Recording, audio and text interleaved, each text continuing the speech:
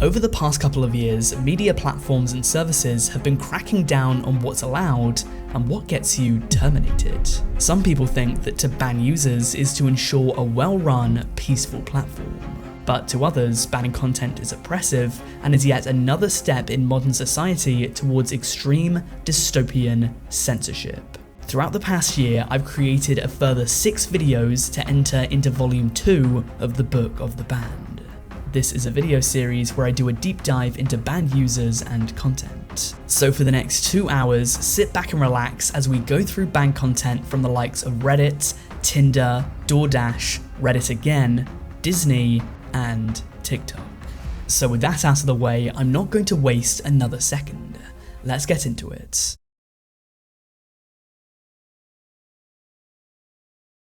Almost a year ago to the day, I uploaded a video about Reddit's distressing ban communities. For a month, this was one of my fastest ever growing videos until suddenly it was demonetized. Why? Well, this video deals with some of the heaviest themes that I've ever discussed. Incels, femcels, the ethics of petty crime, political extremism, sex crimes. You list it, this video probably discusses it. Now, a year on, and I wanted to start off the second volume of the Book of the Banned with a reprise of that video. Once more, let's delve into Reddit's distressing banned communities. I think that it would be best to start off light before we dive into the darker and more intense subject matter that we have in today's video. By no means is this one a walk in the park, but as you'll understand as we get further into the video, this one is relatively lighter in comparison. Let's begin with r/HamPlanetHate.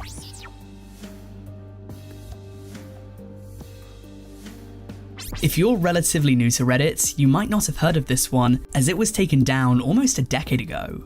As I mentioned in my previous video, many of these subreddits have quite on-the-nose names. This one though, not quite as much.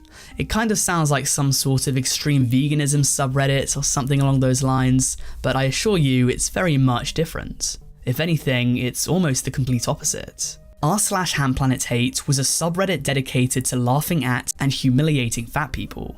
Unsurprisingly, there was quite a lot of overlap between the HamPlanetHate subreddit and the Fat People Hate subreddit, which I spoke about in the original video. Back on topic though, the users of HamPlanetHate, who gave themselves titles of shitlords and ladies for men and women respectively, would use degrading names and phrases to put overweight individuals down, allegedly calling them land whales, butter beasts, and of course in this instance, ham planets. I found an article written by the Daily Dot which allegedly describes r/HamPlanetHate's subdescription, to which back in November 2013 when the article was written, it apparently said, "This sub is a place for you to tell us about the ham planets in your life and your relationships/encounters with them." The subreddit's information sidebar reads, "Remember that ham planet is not just about the weight, it's also the ham mentality, rudeness, entitlement, fat logic, etc. Not all fat people are ham beasts, but all ham beasts are fat people." And this is interesting because it reminds me of an incident that happened on the internet recently. I think that Gorlock the Destroyer is probably the exact type of person that r/HamPlanetHate would put on there. Gorlock, real name Alice Lopez, for those of you who don't know her, was put onto a podcast with several very attractive women. She was properly stitched up, by the way. The hosts couldn't stop laughing even while she was on there. However, a lot of people online started to make fun of her because she said she could get any guy she wanted, she thought she was a 10 and hot stuff. The internet, on the other hand, well, they did not. There's definitely a conversation to be had when it comes to weight and obesity. To some people, mockery and ridicule will encourage them to get into a healthier, better shape. To most, however, it will do the exact opposite. Pressure makes diamonds, but it also bursts pipes. However, just like Fat People Hate before it, because it was bullying fat people, this subreddit was removed. Surprisingly to me though, it might be back now as I googled it and the results came up to say that it's now a private community. I tried to join it to see if I could, but at least as of recording this, I have not been accepted. Regardless, at least at a point in time about a decade ago, it was in fact terminated. Now, for this next one, I want to deal with it delicately because the subject matter here is very mature, so content warning right now, watch at your own discretion. With that said, let's talk about r/Find Boston Bombers.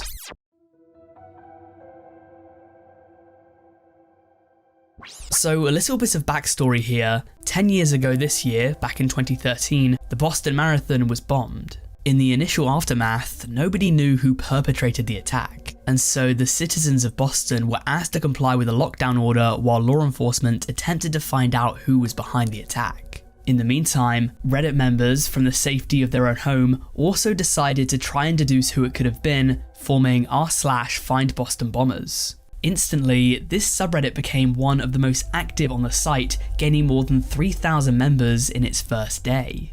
But there was a disastrous problem that was about to arise. This subreddit was far too big for its own good. There were only a total of 5 moderators on r/FBB, but tens of thousands of people posted. Now, in fairness, the mods did try and put some apparatus in place to make sure that witch hunts and unfair accusations weren't going wild. Their rules were, number 1, we don't condone vigilante justice. Number 2, don't post any personal information.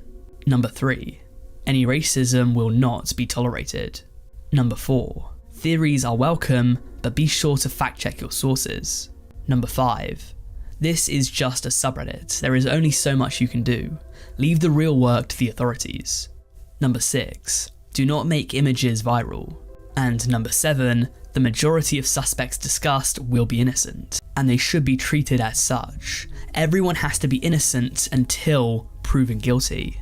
These rules, however, would quickly be thrown out the window as people allowed their imaginations to get the best of them.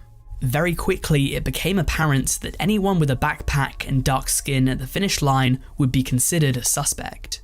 This only accelerated after the FBI released a photo of the men that they believed to have been behind this. The subreddit linked these people's resemblance to a prime suspect named Sunil Tripathi, a 22-year-old student at Brown University born to Indian migrant parents. Tripathi had gone missing roughly a month prior, so his whereabouts were unknown, and to many people he looked like he fit the bill.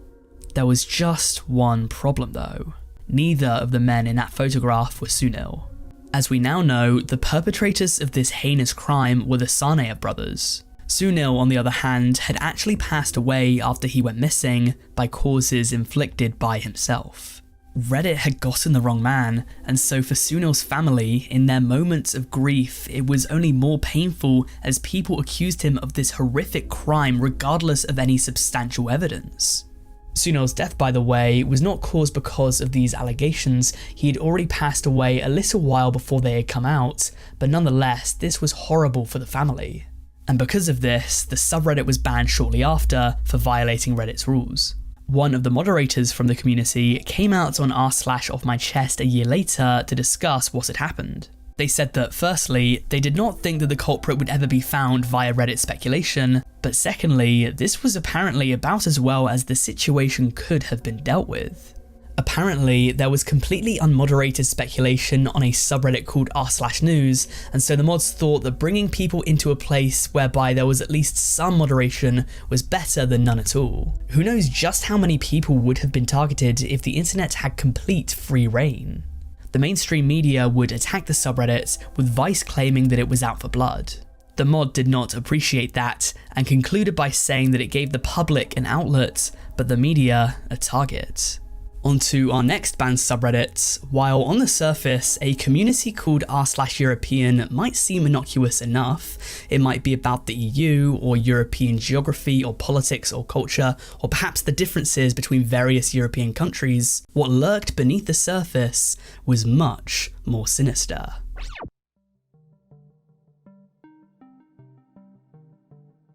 Let's cut to the chase here, shall we? r/European was a subreddit filled with white nationalists. It's the type of place that you would hear that Europe is for the Europeans and whatnot. Members of the subreddit didn't exactly take too kindly to immigration. Keep this in mind too.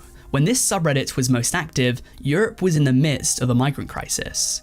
During 2015 to 2016, many people from various parts of Africa and the Middle East migrated to Europe. How many exactly? Well, it was estimated that 1.3 million people migrated, which was the most in a single year since the Second World War. If you take a look on the Wayback Machine, you'll see that during this period, in late 2015 and early 2016, screenshots on r/European were the most common that they had ever been. And if you take a look at these screenshots, you'll see that while some people were using this community as a forum for European discussion, a lot of what was going on there were people posting about the illegal activity conducted by the migrants. Especially once the crisis was in full swing, reporting on what crimes the migrants had committed was essentially the sole purpose of the community. I don't want to downplay the situation here by any means, because there were a lot of criminals and despicable human beings hidden amongst those migrants. But at the same time, many of them were fleeing war-torn countries and were seeking perfectly reasonable asylum. Now, migration is a complex issue, there is no doubt about it, but the ramifications of this migrant crisis could be argued to have influenced a lot of Europe's politics over the past decade, even if a lot of people have, at this point, entirely forgotten about it. However, whether someone has a more conservative or a more liberal stance on immigration, that's a conversation for another day. What's more relevant now is to tell you that apparently 17% of the users within this subreddit self-identified as Nazis, and one even apparently punched a Muslim refugee, feeling comfortable enough in the community to brag about it too. Now with Reddit seeing that this sub could potentially be dangerous to refugees, action had to be taken. The sub was first privated by the mods, it was then eventually quarantined by Reddit staff, and later in 2018 it was banned entirely. According to Vice, this led many members to migrate to the now infamous subreddit r/thedonald, as many of them seem to have believed in Donald Trump's policies, which makes sense as Donald Trump had a notoriously strict immigration stance when it came to certain countries, especially those from the Middle East. However, as you might know, later on the cycle repeated itself with r/thedonald getting erased shortly after.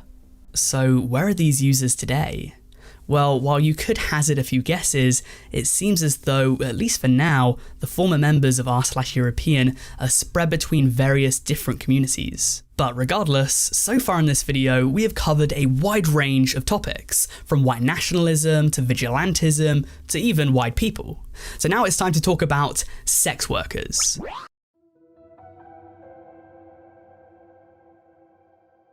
I found this Rolling Stone article that interviewed a woman named Vaniel who claims that she's been using Reddit since 2015 and had initially dipped her toes into sharing adult content on the platform. This gave her a big boost in self-esteem, and as time went on, she continued to do so with growing confidence. While other services such as Tumblr and OnlyFans had moments where they would turn their back on sex workers, Reddit for a long time didn't do this. Of course, this might have changed recently though, as Vaniel told Rolling Stone that her account had recently been marked for spam, with Reddit severely restricting it. Another Reddit sex worker, this one called Sweet Toes For You, was permanently banned off Reddit after violating its content policy. You might be asking, what exactly did Sweet Toes For You do that would violate it? Well, she allegedly shared some toe pics within a foot fetish community. She thinks it could have potentially been because she captioned these pictures things such as lick my toes or take a whiff, but even those theories are clutching at straws. Sweet Toes For You really didn't have much of an idea. Crusty toes aside, according to another worker, Tiny Tony, she says that many of her friends also claim that they've been getting hits with bans and restrictions as of late, which can be devastating for them, especially if advertising their content on Reddit was their main method of getting new customers.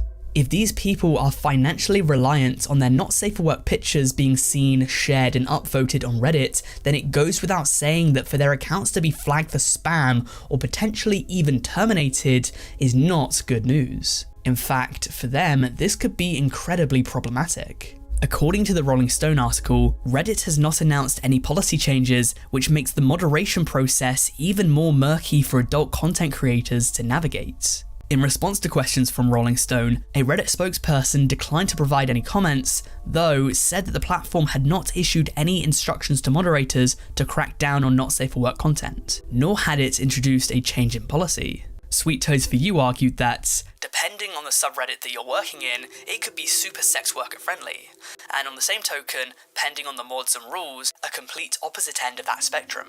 I found a post on r/sex workers that discussed this article, and many of them placed the blame on Reddit mods. You've got to think that for most subreddits, the overwhelming majority of their mods are probably men, and if we're talking stereotypically, these workers at the very least don't think that these sorts of mods take too kindly to women trying to make some cash via using their body, and so they get flagged and tagged.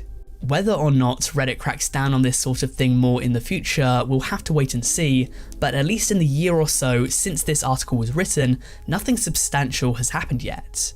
But onto a banning that's happened since our last video. For this next one, this is the first time in a Reddit Book of the Banned episode that we're talking about a specific user. This is the story of Jamie Rogozinski.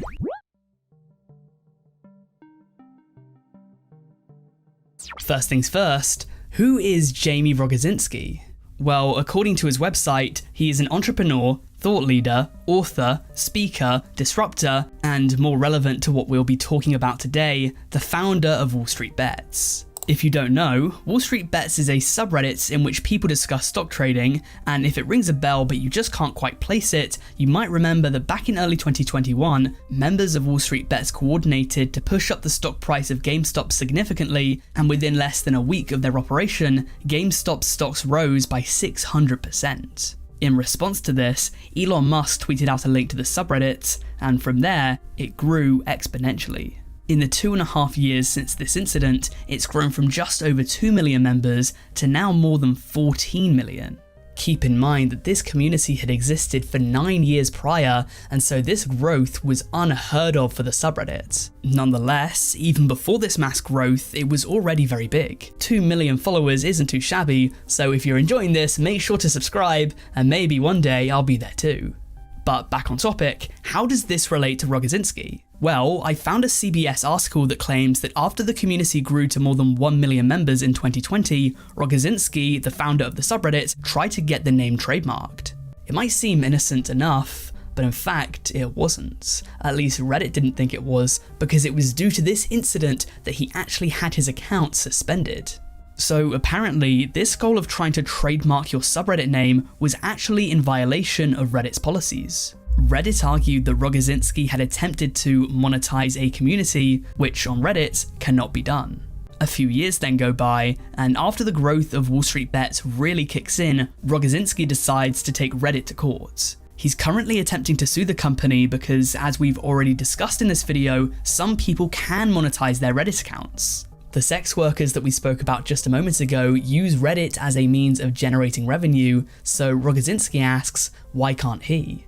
He argues that a lot of people use Reddit to market and sell their goods, from investment advice to bodily fluids, and therefore it's unfair that he's the one that's been singled out. Reddit, however, have since come to describe the lawsuit as absolutely frivolous, stating that Jamie was removed as a moderator of r/Wall Street Bets by Reddit and banned by the community moderators for attempting to enrich himself. They also make note that it's convenient that this lawsuit is happening now and not 3 years ago when he was recently suspended. It just so happens that after the community grows massively, without his input might I add, that he comes back to try and mooch some money off the platform. This suit wants Reddit to stop using the Wall Street Bets name unless and until Mr. Rogozinski becomes the senior most moderator at r/Wall Street Bets once more. Since the news of this lawsuit only broke in April of this year, it's likely going to be a while until we find out if there are any results coming from it.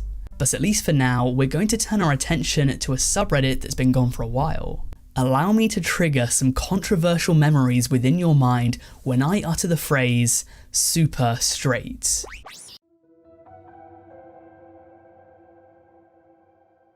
That was a phrase that took the internet by storm for about 2 weeks in early 2021 before drying up within a moment's notice. It's a phrase that I haven't heard of or even thought of for about 2 years now, so in case you missed its week of fame, allow me to tell you about it. So back in early 2021, there was a 20-year-old Canadian male named Kyle Royce who uploaded a video to TikTok stating that he identified as super straight, a new sexuality that he had invented. The reason that he made this sexuality was that he was apparently called transphobic because he didn't want to date a trans person. Kyle Royce claimed that to him, a trans woman wouldn't be on the cards to date because trans women are biological men, but because Kyle claims that he was labelled transphobic because of that, he decided that if he created a new sexuality, nobody could call him out on his preference because then you'd be prejudiced against him because of his sexuality, which in his mind, if you're LGBT especially, would be quite hypocritical. So now, I'm super straight. I only date the opposite gender, women, that are born women. So you can't say I'm transphobic now because that's just my sexuality, you know? This video went viral overnight, being spread around 4chan and TikTok and then the rest of the internet, and within no time, the super straight movement was fully up and operational. Naturally, this led to a subreddit being created focused on super straight dialogue, with it gaining tens of thousands of members within days. However, something was off. You see, it appears as though Kyle was kind of trolling. Firstly, if you look at the super straight flag, many people have noticed that it shares the exact same colour scheme as the hub. Additionally, in an interview with The Atlantic, the journalist noted that, when asked what his intentions were on a spectrum from 100% earnest to 100% trolling, he had trouble answering. Nowhere seemed quite right. He was trying to accurately convey his dating preferences and truly felt frustrated by others' criticism, but he was also trying to make a point by co-opting a norm of LGBTQ activists that one's professed sexual or gender identity is unassailable. In simpler words, it seems as though Kyle was half joking. It appears as though he did not want to date a trans person, but at the same time, it also seems as if he thinks that the identities of gender and sexual minorities can be open to critique. This killed two birds with one stone. What I'm saying was that his reasoning was real, but the execution was a joke. Even the name Super Straight comes off as more playful than serious. The same thing applies to the Super Straight subreddit. It's quite difficult to tell if all of these posts are serious in nature or not. Phrases such as superphobes and transplained were frequently being tossed around, and many posts flipped what you might call woke arguments or talking points the other way. Other posts, however, were a lot more direct in their anger and frustration against the trans community.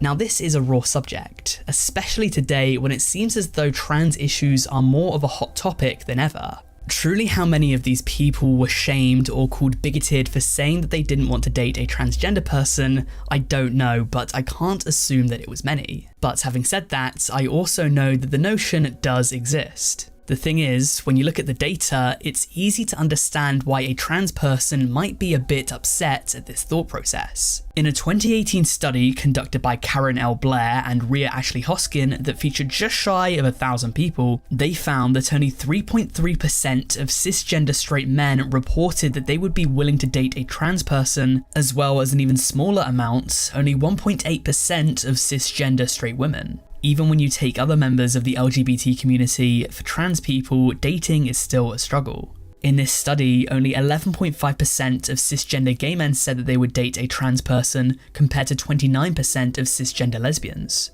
There are a few theories and studies that have delved into why this dating gap exists, but as of today, we still don't have an answer. And relating this back to Reddit, despite it initially being a joke, many members of the community didn't see it as such and was using Super Straight as a mask, as a cover to openly bash trans people, which was not the original creator's intent. Kyle Royce uploaded a video to TikTok shortly after, explaining what the movement was meant to be about. Super Straight was never created to be hateful towards anyone, especially trans people. I created it because I was tired of getting mislabeled with extremely negative terms for having my own opinions or preferences. Regardless of my personal opinion or beliefs, I have nothing but respect for the LGBTQ community. I do not condone or associate with anybody who's using the term to hate or belittle others. Bottom line of the movement is I think everyone should be able to express their opinion and sexuality freely without being hated or negatively labeled. But regardless, clearly Reddit saw that some of the posts within this group were less than savoury, because though it was created on the 1st of March, it was banned by the 9th, making it one of the quickest subreddits of its size to be banned in history. Its banning message read, "This community was banned for promoting hate towards a marginalised or vulnerable group." The community had become increasingly exclusionary with hateful content that is counter to its original satirical intent and was in violation of our policies. And so, the Super Straight subreddit was super dead, and shortly after, so was the entire Super Straight movement.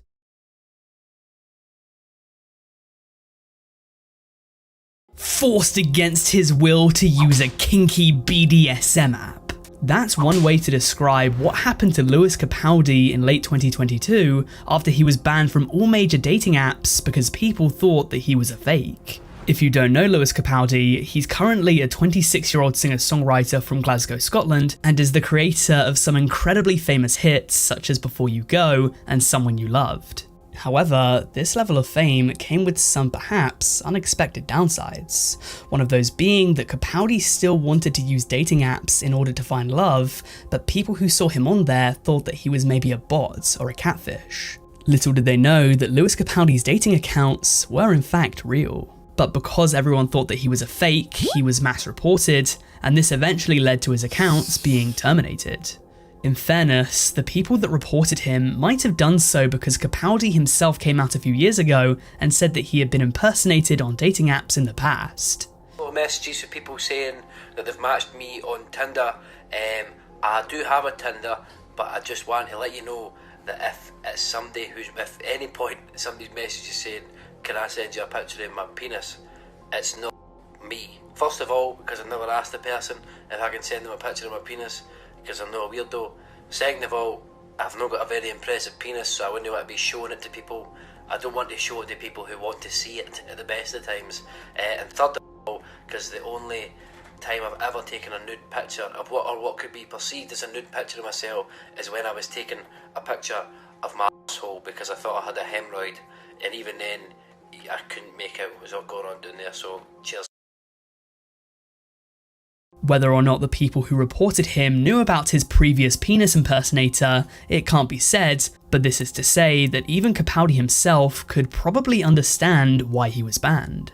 Now, you might be thinking that it's somewhat of a mystery that Capaldi would want to use Tinder, Bumble and Hinge, despite the fact that he's an ultra-famous multi-millionaire Brit Award winner, but if that's his personal choice, then fair enough. He's made it clear in the past that he really doesn't have the desire to date another famous person, or at least not exclusively date famous people, and so for Capaldi, dating apps made sense. Nonetheless, as we've already established, he was eventually banned and had to turn to an app called Field, which is described as a dating service for people interested in polyamory, kinks, swinging, and other alternative dating models or sexual preferences. And then I go, I got on this one. Someone the other day told me to get on this thing called Field. And I was like, oh, cool, there's another fucking dating app, whatever. And I go on it, and it's like so sexual. It's like it's all about like kinks and fucking BDSM. Capaldi has come out to say that he's really not into the more unconventional things that Field has to offer, saying that it's really beyond anything that he's into, but if dating celebrities are off the cards, and as are more standard dating apps, there really aren't too many other places to go. Online dating is the most popular way that couples meet these days. It's been heavily destigmatized over the past decade or two, and so for a single guy in his mid-20s to be banned from all the major ones because of his popularity, it's an unfortunate pill to swallow. With that said, let's move on to another story involving people who were banned from Tinder. It's time to talk about a TikToker who wanted to capitalize on her popularity on Tinder by any means necessary.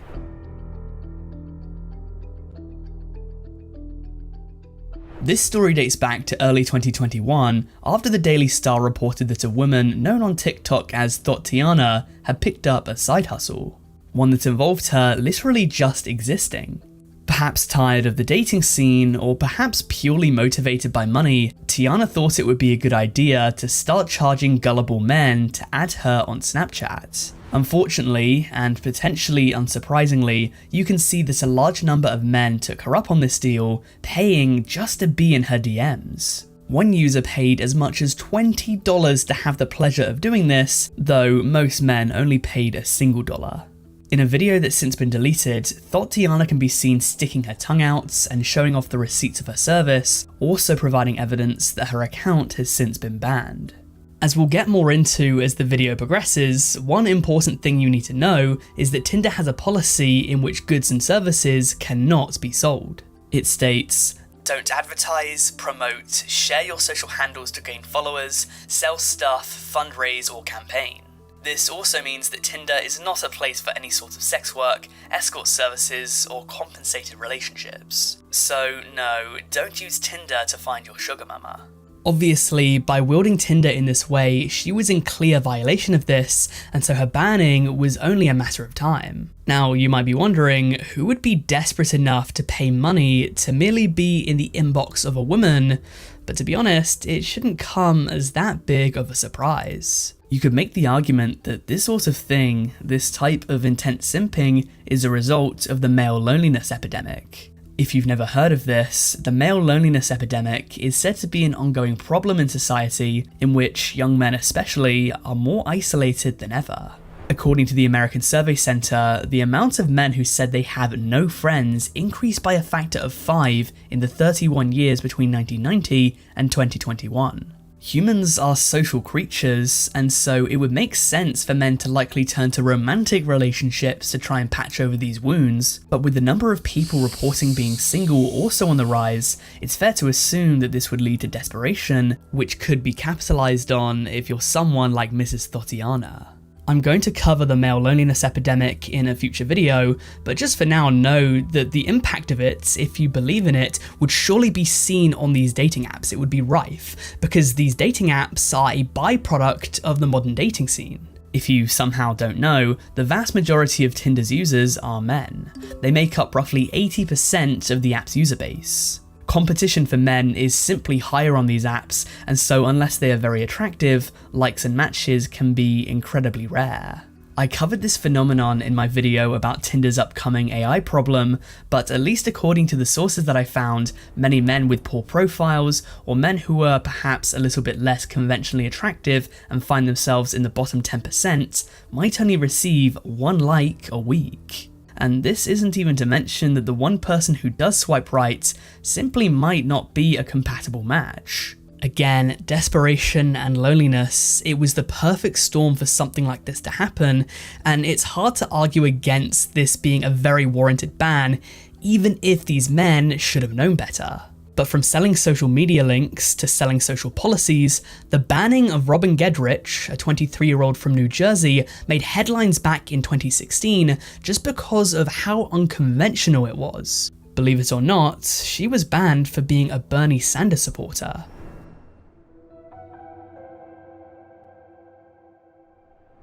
Of course, that's only half the story. It would be discriminatory to ban someone for merely expressing their political opinions. Instead, what Robin Gedrich did was in fact in violation of Tinder's policies because she used the app to campaign for Bernie Sanders during the 2016 Democratic primaries. Believe it or not, Gedrich is said to have sent over 60 messages a day for a fortnight as a method to try and drum up some support for the well-known senator from Vermont during his 2016 election campaign. If you do the maths, 60 times 14 is 840, so she sent the best part of 1,000 messages to various people to try and get Sanders to win the Democratic primary. Another woman, this one a 22-year-old named Haley Lent from Iowa, decided to take things even further and bought Tinder Premium so that she could change her location from Iowa to New Hampshire. Now, for any non-Americans watching this, or for any Americans that don't really care about politics, you might be wondering why that is. But a simple explanation is that before a major political party in the USA runs a candidate for president, they have to be elected in a primary. So a bunch of politicians from that party get on stage together, they answer some questions, and then the members of the party vote who they want to see get on the presidential ticket. Back in 2016, the two frontrunners from the Democratic Party were Bernie Sanders and Hillary Clinton, who I'm sure you know eventually got the go-ahead, but the race was a lot closer than expected. Now, for primaries, states vote at different times to each other. It's not like a presidential election where voting is cast closer together, and Iowa and New Hampshire go first. So if someone performs really well there, if they perform better than expected, they might just have the legs to go the distance and win the nomination, so those two are extremely important. Back in 2016, Hillary Clinton won the Iowa caucus by an incredibly slim margin, and so by New Hampshire, it was all still to play for, and Bernie Sanders would actually win decisively there. These women who campaigned for him over Tinder, while obviously not being the only reason that he won, might have played a very small part. It was reported that they were both parts of a Facebook group called Bernie Sanders Dank Tinder Convos, which had a total of 782 members, and within this group, the members would share the conversations they had with people they matched with, sliding into DMs with such opening lines as, "How about I choke you with every prescription drug you ever need? With free healthcare, we can do just that." And, "Do you have time to talk about our Lord and Saviour, Bernie Sanders?" Of course, in response to this, many people would unmatch with the women or report them for being bots. Many people were curious as to who they were working for, thinking that they had been hired as part of the Bernie Sanders campaign team. These women were just campaigning out of their own free will. They weren't being paid by anyone, they were just doing it because they wanted to.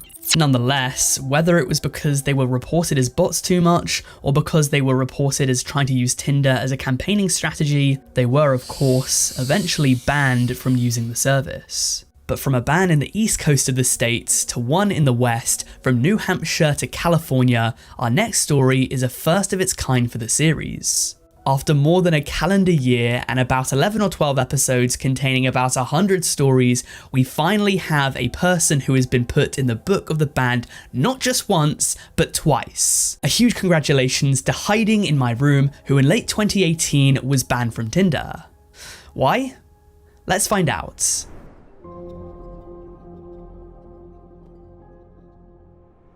This is Daniel from Hiding in My Room. He's a YouTuber with about 111,000 subscribers who's got a very interesting style of content. He gives life updates about things that have happened to him or opinions that he holds, creating classic videos such as Why I Hate My Gay Voice, My Life Struggle as a Sociopath, and Why I Broke Up with My Love Doll. If you remember back to my video on banned Airbnb users, you'll also remember that he once uploaded a video titled I Got Banned on Airbnb, in which he discusses the build up to how he got his Airbnb account terminated. As it turns out, he thinks it's because he was shooting OnlyFans content in there without having told the owner of the property, and then one of his fans snitched. In regards to his Tinder account though, he didn't exactly have an answer. The year prior, he had bought Tinder Gold, but he hadn't kept track of it and forgot to cancel. He must have bought annually though, because he was then charged for an entire year's subscription to Tinder Gold, despite the fact that he claimed to be married.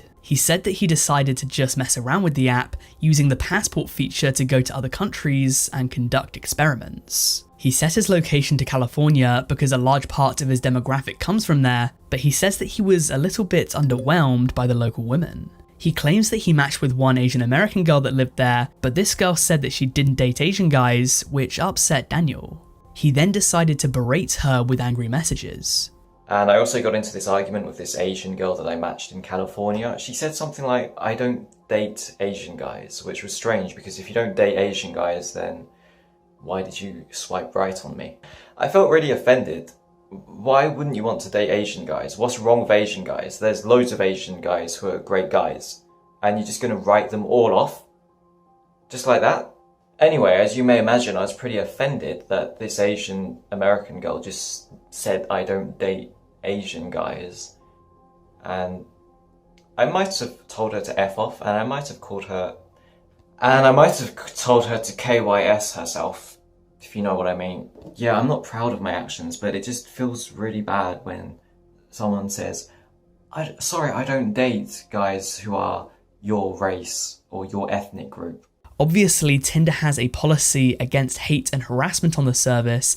I assume it's the main reason why people get banned, so it's definitely possible that this was the case. However, it could have also been for something that he did afterwards. After he was done with Californian girls, he decided to turn his attention towards Japan and ran a little experiment. He wanted to find out which ethnicity would perform best with Japanese girls, and so he kept changing his profile picture between that of himself, this picture of a white guy, and this picture of a black guy. As it turns out, and weebs, you'll be happy to hear this, he claims that the white guy was by far the most successful with getting matches from Japanese girls, with the black guy also getting a few matches too. I kept changing my photo to this white guy and then this black guy.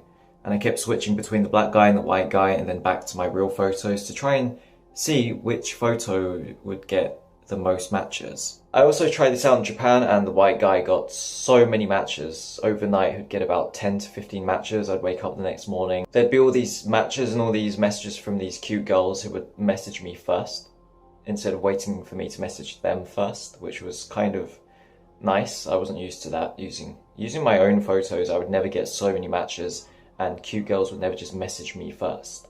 And apparently that was all that was required to get loads of matches. So if you're that guy or you look like that guy, you need to come to Japan because you'll be drowning in the juice. The black guy also got a lot of matches as well, more matches than than I was getting. So if you're a black guy and you're wondering if you can get a Japanese girlfriend, the answer is probably. You'll have a better chance than I did. Now, despite this being an experiment, it's also against Tinder's rules to impersonate another person, and so this too could be a reason that he was banned. Truly, it's impossible to know. But there's one thing I do know, that being that I'm incredibly close to overtaking Daniel from hiding in my rooms in subs, so please, if you're enjoying this, subscribe, I would truly appreciate it, help me overtake this guy.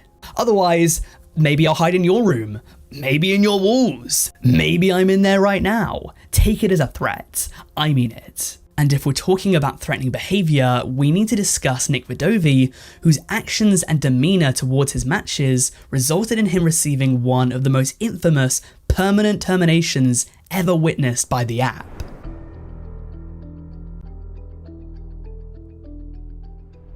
This is Nick Vidovi. He's probably the most boring looking white guy in existence. He looks like the human representation of normal SpongeBob. It's hard to imagine that someone so plain looking could have such an offensive personality, but looks can be deceiving. And in 2017, Mr. Vidovi was exposed to the entire web as an aggressive, entitled, misogynistic racist. This all started when a man named Kevin Tran posted a message to Facebook. I met this guy in college, and he seemed like a decent guy. He was nice, friendly, etc. Over the weekend, he matched a friend of mine on Tinder, and they exchanged messages. When she didn't respond immediately, he lost it and left a bunch of nasty messages. I called him out on it, he denied, and he proceeded to block me on all social media. Tran would release the screenshots of this conversation that Nick is said to have had with his friend, which would shock and appall everyone who read it. You can see that he wasn't doing too badly and actually had a date lined up with the friend. They were going to go and watch a scary movie together. But then the real horror show started after Kevin Tran's friend was slow to reply. Nick began to brag about his height and build, which is never a good look for a guy as it screams insecurity. As does turning hostile when you don't receive a reply, as Nick would later message using the Asian sea slur to this woman, saying that these people are all the same, and also criticising this woman's looks, saying that she should wear less makeup. All the markings of an insecure bellend. Now, of course, you have to question whether or not this was actually Nick. He claims that it was someone else who found his pictures online and was impersonating him, but I find this very hard to believe because when you look at the messages that Nick sent Kevin, these two reek of insecure, aggressive douchebag. An innocent response would be to question this and perhaps say that you'd contact Tinder to try and get the account banned. His response was to brag about posting shirtless pictures and to get all defensive. Listen, bud, I'm not sure what you're after here, but I barely know you, so I don't have the time to debate with you on random shit that you're bringing up for reasons I really don't know why. I post a lot of pics and shirtless shit, so it really doesn't surprise me that someone would use it. 100%, this is the same guy. I would bet my life on it, unless somehow both Nick Vidovis are cocky, entitled munters. In response to this, another woman came out to further expose Nick, sharing her story. This confirmed for a fact that it was Nick because the two went on a date together, but she didn't want to go on a second. As you can expect, this little man-child didn't take it very well and sent her a number of hateful messages saying that she led him on and calling her a bimbo. If you look into the facts of Tinder, it's an unfortunate truth that women are frequently harassed and attacked. 1 in 3 women who have used dating apps say that they were called a rude name on there, and 1 in 10 have been physically threatened. It's the Nicks of the world who contribute to that awful statistic, and so, having been publicly shamed by the web, of course Tinder jumped on the action too. They obviously banned him for his immature and racist response to rejection, but also came out on Twitter to celebrate National Pig Day, dropping his name in the post, obviously referring to him as a pig. But while Nick's banning is hard to argue against, the same might not be said about various members of the trans community who claim to be banned based purely off their identity.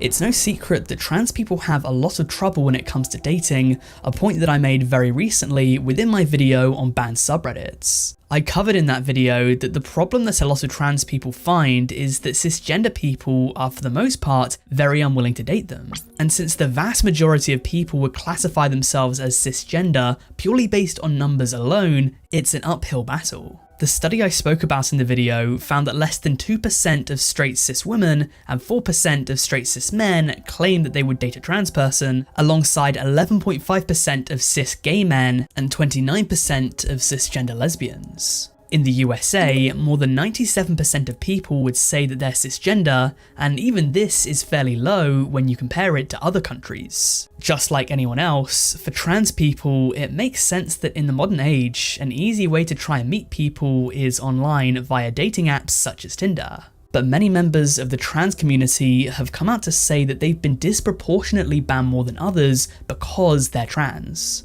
The first major news outlet that I could find to report on the story was Business Insider, which covered it back in June 2015. It reported that Tinder has a guilty until proven innocent way of handling their bans. It doesn't really moderate why people have reported it, it just bans them after a select number of people have flagged the account. In response, Tinder claimed that everyone is welcome on the platform, stating, "Each banned account is individually assessed. If we find this user has been wrongfully banned, then we unban their account. This includes instances where transgender users are reported by others but haven't violated any of our community standards." Still, many trans users felt that this wasn't the case, and for years after that, even up until today, the story stays the same.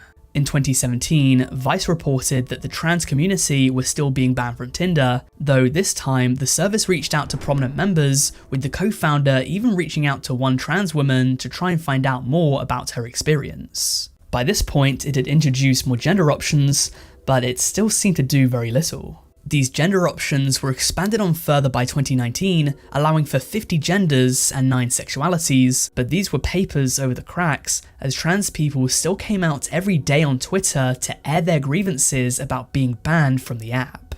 Reading statements put out by members of the trans community, it seems to be that most of these bannings frequently occur to people who are interested in men, but I'm sure a few of them are interested in women too. For anyone who doesn't use Tinder, the way that the search works is that you can filter out by age and by distance and also by gender. So you set up your own profile and you can choose any of the 50 or so genders that they've added over the past couple of years, but it does not allow you to specifically search for a gender.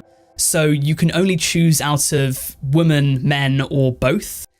And what this means is that you can't filter out by trans or cis. Perhaps this is less discriminatory, I really couldn't say because I don't know and I don't really want to hazard a guess, but what it does mean is that people who would refuse to date trans people, or people who would report their profiles if they see them, are just lumped in with everyone else. Therefore, these sorts of bannings are just commonplace now, and in the current state of Tinder, it doesn't look like it's going to change anytime soon.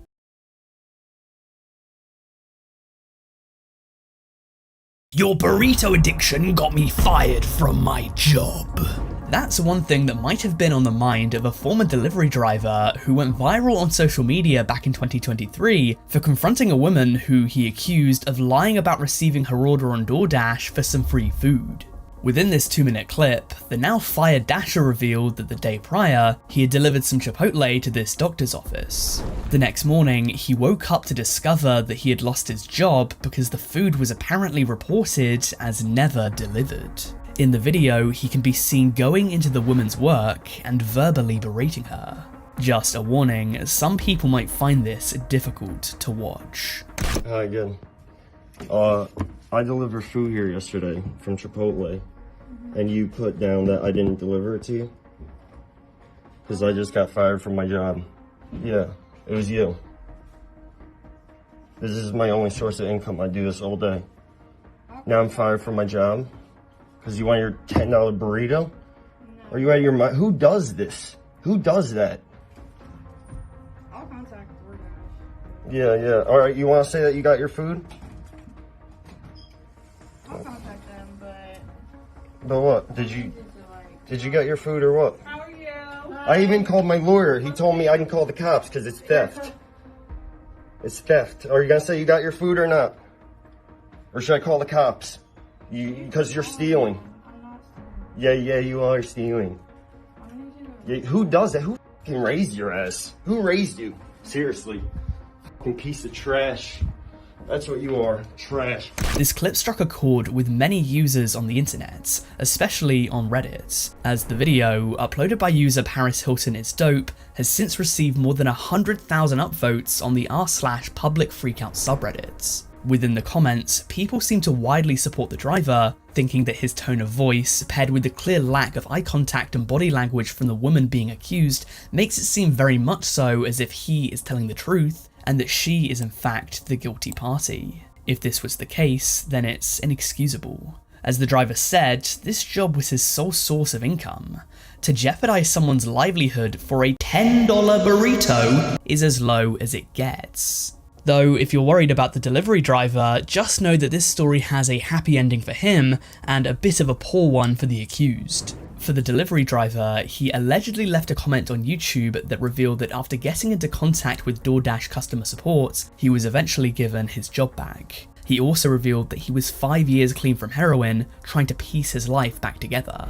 The woman, on the other hand, got doxxed and her name was leaked all over the internet. In an unverified comment that I found on YouTube, one person claimed that on social media, the woman accused the DoorDasher of calling her a racial slur upon the delivery of her food. I can't say for certain if this was actually the case, because she's seemingly since deleted all of her social media accounts due to her identity being exposed. On that note, people also found out that she was serving in the US military.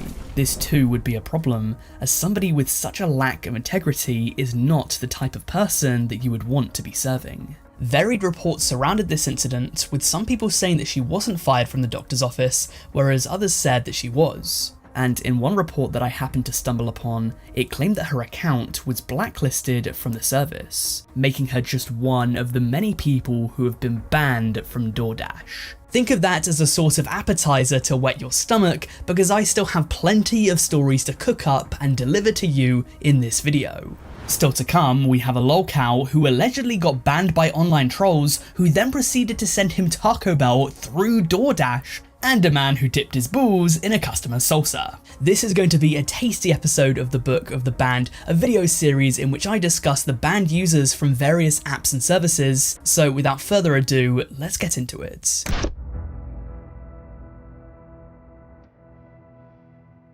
This is perhaps the most famous incident that we'll be discussing today, with this clip going viral in the summer of 2023. If you've never seen it, it involves a delivery driver known only as Dash Corey, who had some choice words for a woman who left him an unsatisfactory tip. Get ready, because this clip is yet another tough watch. Hi. Hello. Give me your mask. Mask.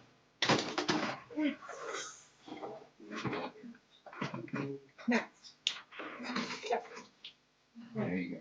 Thank you. You're welcome. I just want to say it's a nice house for a $5 tip. You're welcome. But you. On a real note though, that clip when isolated is pretty difficult to watch, and then when you learn the context behind it, the entire thing becomes almost impossible to watch. The exchange was caught on a doorbell ring cam, and it depicted Dasher Corey berating a Texas woman of the name Lacey Percival. According to the New York Post, as it turned out, Percival was a military veteran who had been injured in a head-on collision with a drunk driver earlier that year. Percival claimed that she had been depending on DoorDash to keep her family fed as she recovers. Not only that, but as the video says, the pizza was $20 and she gave a $5 tip. My American audience should know this, but to anyone outside of North America watching, a standard tip in the USA is 20%. Americans, please correct me if I'm wrong, but the minimum expected tip, if I'm not mistaken, is 15%, and although you could hypothetically pull a Mr. Beast and tip someone a Tesla, in practice, the most people usually tip is 25% for exemplary service. This woman did tip 25%, and that was even before the pizza had even arrived. She would later go on to show receipts of previous DoorDash orders that she had received, which proved that merely a week prior, she had tipped a second time after she had received her food. Just to clear the air, I do tip well after my interaction with the Dashers. In this receipt from Duncan, just a week prior to the Dasher Corey incident, she had tipped $10 on a $17 order. Also, you have to keep in mind that just because someone has ordered food from a nice house, it does not mean that they're the owner. For all the driver knew, she could have been a house sitter, a dog sitter, a friend or family member of someone who lived at the house. This was an entirely out-of-pocket comment to make. Now, I want to make it clear that this isn't meant to be an attack on delivery drivers by any means. There are a few more delivery drivers who have been banned for various reasons who we'll get into in just a bit. Maybe he was just having a bad day, it happens, and then he goes and finds himself in internet infamy, which kind of sucks. Honestly, I don't know if this video should have been blasted all over social media. It seems like the kind of thing that could have been easily resolved behind doors between the Percivals and DoorDash, but at the very least, it should act as a cautionary tale to people that a large tip is not a guarantee. On top of that, being verbally berated for tipping more than what would be expected is just absurd. Following the interaction, Percival attempted to get rid of her tip, which she was unable to do. Her husband, however, contacted DoorDash about the incident, who gifted them a $5 voucher as a form of reimbursement. According to the Daily Mail, upon further investigation, however, this amount was later increased to $75, likely due to the video blowing up on TikTok.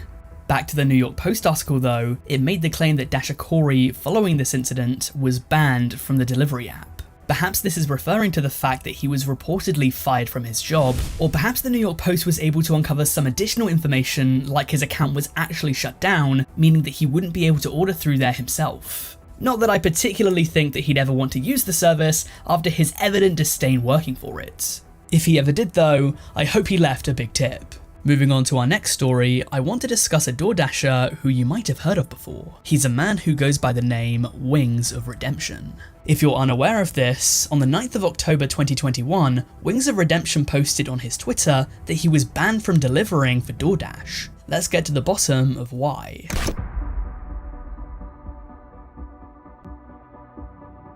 It was late 2021 when Wings of Redemption put out a post on his Twitter to announce that his trolls had gotten him banned from his side hustle.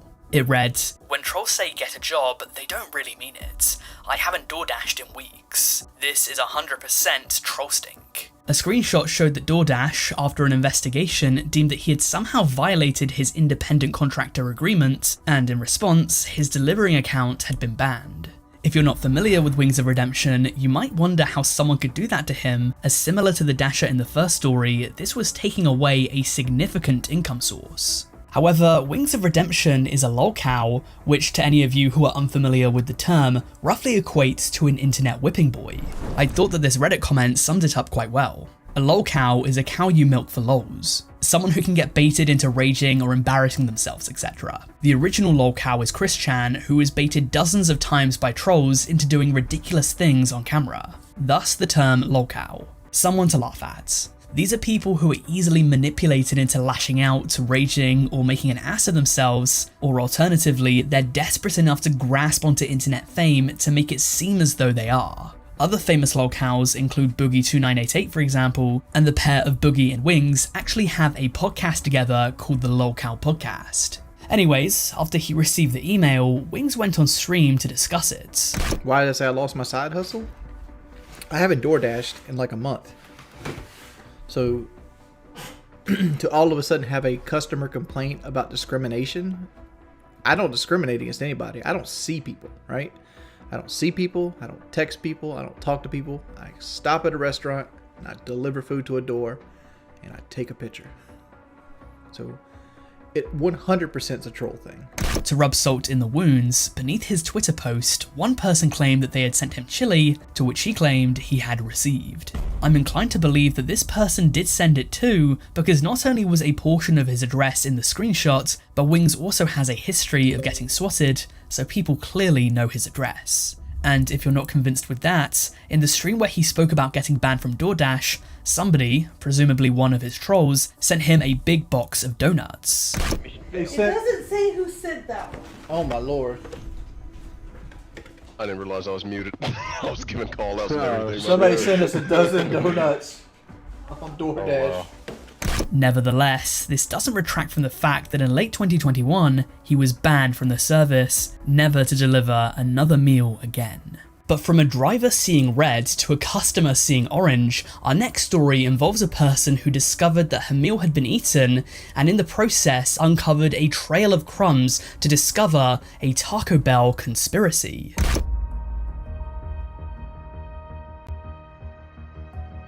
This story takes place in the summer of 2021 and begins with a woman of the name Caitlin Horn who uploaded a video to her TikTok captioned, "Literally caught her red-handed," in which she revealed that the bag that her food was in was open, that she was missing an item, and that she had a theory about where it went. So chances are you know what DoorDash is. You order your food, Dasher in the area goes out, picks it up, brings it to your house. Okay, so I ordered Taco Bell today. I go outside and the bag is ripped open, which is fine, things happen. It's cool, no big deal.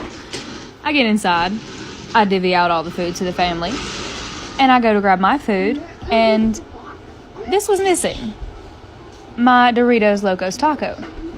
Okay, also common, happens all the time. Not really gonna worry about it, well just go ahead and get me a little refund and call it a day. And then I get this picture from my Dasher. Y'all, tell me that ain't Dorito dust on this woman's fingers. Tell me, y'all, tell me this woman didn't eat my taco now. Yes, it would appear as though whoever this mysterious delivery driver was decided to eat Caitlin's Doritos Loco Taco. If you've ever ordered DoorDash or Grubhub or any other food delivery service for that matter, you'll know that for the most part they always come within a bag that has been sealed. It's got like a sticker that will seal the bag closed. Delivery drivers in the comments were saying that under no circumstances should the seal be broken. It's a red flag right off the bat because the seal keeps the integrity of the food. You know for a fact that it hasn't been tampered with. Then you have to look at the incriminating photo itself. This woman could have so easily not have put her fingers in the photo. Was this just a mindless blunder, or was it intentional? She's been caught orange-handed here because I've spent enough time on the Xbox 360 to know that that is clearly Dorito dust on her grubby little fingers. This is the proof. Perhaps this was her sick and twisted way of gloating that she had gotten away with the Doritos Loco Taco scot-free. Caitlin would then follow up with another TikTok revealing that she had received a refund for her part of the order, receiving $3.80. The comments for the most part were saying that she should have pushed this further, but it seems as though Caitlin really didn't care. According to one source I found, it even said that she gave the driver a 30% tip. However, according to this source, as well as various others, it's been revealed that the driver, whoever she was, lost her job for this stunt, being banned from ever delivering for the company again, all because she was hungry for a $3.80 Doritos Locos Taco. But if you're hungry for more of my content, then don't forget to subscribe to the channel if you haven't already, and give this video a big fat like, as we move on to a DoorDasher who has been banned a minimum of thrice.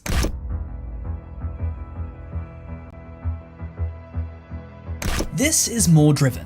He's a YouTuber with almost 50,000 subscribers whose content revolves around the gig economy, so if you're someone who's ever tried to get a little side hustle going on, it's possible that you might have run into his content in the past. He's done it all, from reacting to DoorDash TikToks to trying to do Uber until he can afford a house, brave in this economy. But though he might seem innocent enough, back in the summer of 2021, it seemed as though DoorDash thought that he was trying to finesse the system.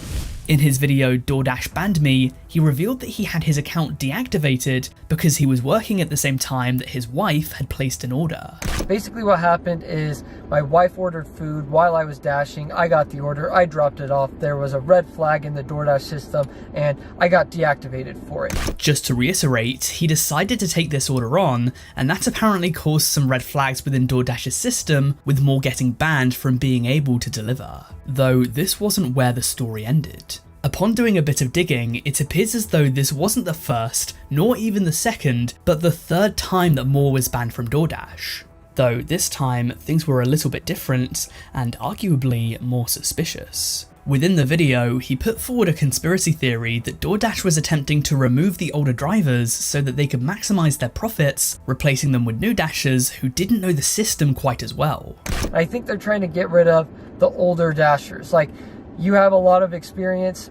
We are going to make sure that if you do one little thing, we're going to deactivate you because we want the new people in who don't really know what to do. They're going to accept every order. They're going to take these garbage orders and they're not going to make as much money. In the past, DoorDash has had a bit of a history screwing over their drivers, so it is possible. What was even more peculiar though was that not only was Moore's delivery account banned, but he later revealed within the video that a short while after he had a craving for some chicken tenders, and upon attempting to have them delivered via DoorDash, even as a customer, he wasn't allowed. DoorDash had not only banned him from delivering food, but receiving it too. But that wasn't even the kicker. To top things off, not only did they ban him from ordering food, not only did they ban him from delivering food, they also banned his wife. She was the one that initially placed the order, and now she joined him in the book of the banned, making this a 2-for-1, a double banning for the pair. Also, because I don't think I'll ever get around to making these videos, I just want to clarify that he was also banned from Uber Eats and Grubhub. He clearly cannot catch a break. Nevertheless, in the time since the DoorDash video went up, he has seemingly since been unbanned, and as of 2024, Moore is once more delivering for DoorDash. But one person that will definitely never get unbanned is a delivery driver who had a cruel and unusual revenge plot against a customer that didn't tip very much. Buckle up, because things are about to get hairy.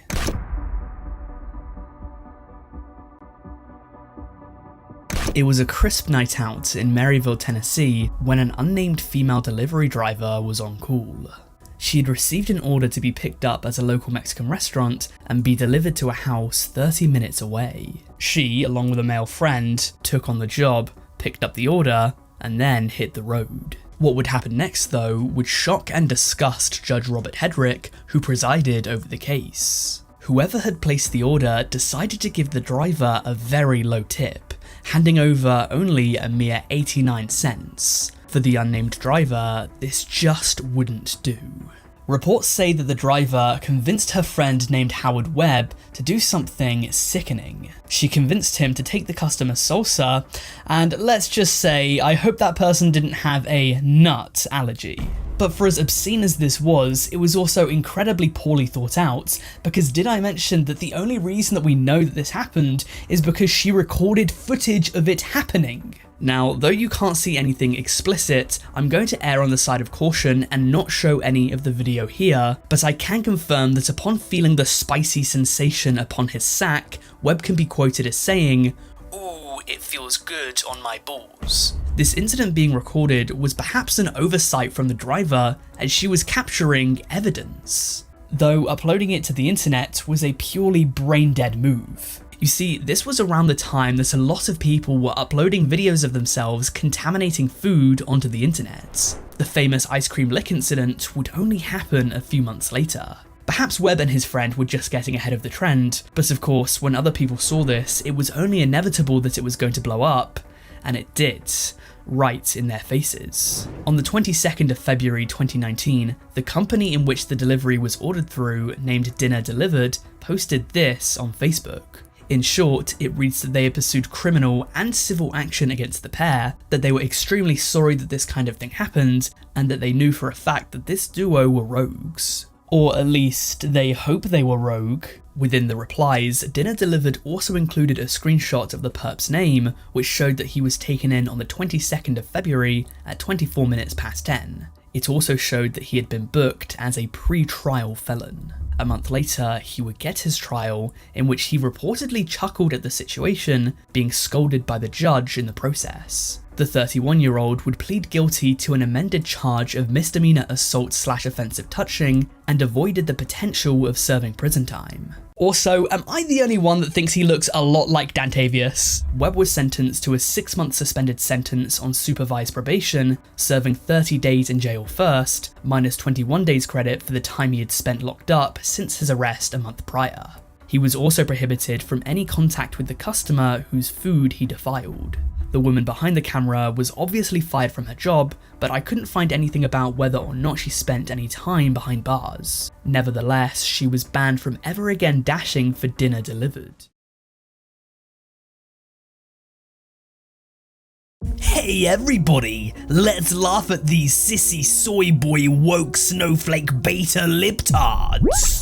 That was the general sentiment of what everyone on the subreddit r/libs of social media was saying back in the early 2020s, after people began to notice that this subreddit was gaining in popularity. There's a fair chance that you might have heard of this subreddit. Formed in mid-2021, during its short lifespan, it was able to rack up tens of thousands of members, reaching around 40,000 in August 2023. This subreddit was in the same vein as Libs of TikTok, but r/Libs of social media was dedicated to sharing the insane social media posts made by people described as liberal. So a lot of the content was focused on the increase in crime within areas that have high minority demographics, stuff about the trans debates and them forcing their ideologies on children, drag performers at kids' parties, anything Biden related, anything about microaggressions or fat shaming or cancellations, and so on and so forth. It almost seemed reminiscent of 2016 in that they would post these videos of obese feminists with LGBT flags in the background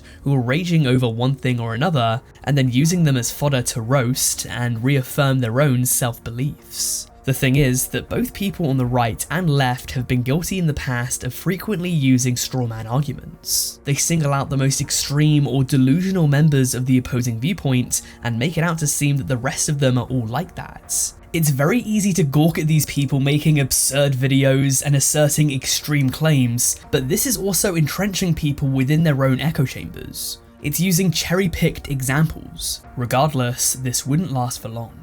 I couldn't tell you if their banning was due to the general content that was posted, or if there was a particular post that was approved by the mods that gave Reddit the jurisdiction to send this community into oblivion. Whatever the case was, they had apparently promoted hate and was subsequently banned by Reddit. A lot of people weren't happy with this though. The news eventually travelled to r/LookAtMyHalo, which is another seemingly conservative-leaning sub that calls people out for virtue signalling and trying to paint themselves out to be progressive and self-righteous. The post received 1.4 thousand upvotes, and the comments were filled with people complaining to say that it was unfair that they allow other subreddits such as r/WhitePeopleTwitter to stay up, which is just as egregious but goes the other way, calling it a double standard. Some people even asserted that this was some sort of a conspiracy because of the US election that's coming up towards the end of 2024. People were making the claim that Reddit wanted to try and censor those on the right so that people couldn't see the logic of many of the most passionate members of the left. Nonetheless, these cries would fall on deaf ears because Reddit's decision was final. Libs of social media was not coming back. These guys up next really don't need a food delivery service. This is r/cannibalism advocates.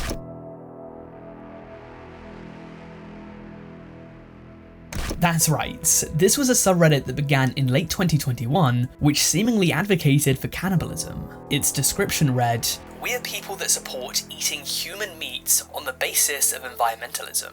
Cannibalism is a new ethical approach to solving climate change. For fetishistic stuff, go to r/cannibalism fetish." And yes, cannibalism fetishes are apparently a thing, and is it sad to say that I'm not even surprised at this point? However, as the description makes abundantly clear, this is supposedly not a fetish subreddit. It was more for the green movement, I guess. People add carbon footprints to the earth, as do their livestock. The best way to combat that? I guess we'll eat anyone who's willing to become someone else's dinner. You might be wondering, who in their right mind would willingly want to be eaten? I would say nobody in their right mind, but there were a few people within this subreddit that were talking about how they would be a good option to be someone's food. People were posting their age, gender, height and weight, as well as build. Some were also posting about the types of people that they would like to eat, but whether or not they actually have eaten anyone before, I couldn't possibly say for sure. Let me tell you right now, do not look this up. It has not been unbanned ever since, and we'll get into why it was banned in just a moment, but this was one of the most reprehensible subreddits I have ever seen. Despite the fact that it wasn't expressly a fetish subreddit, you could tell that a lot of people in it had a cannibalism fetish, and some of them even admitted to it, saying that they found this subreddit because of their kink.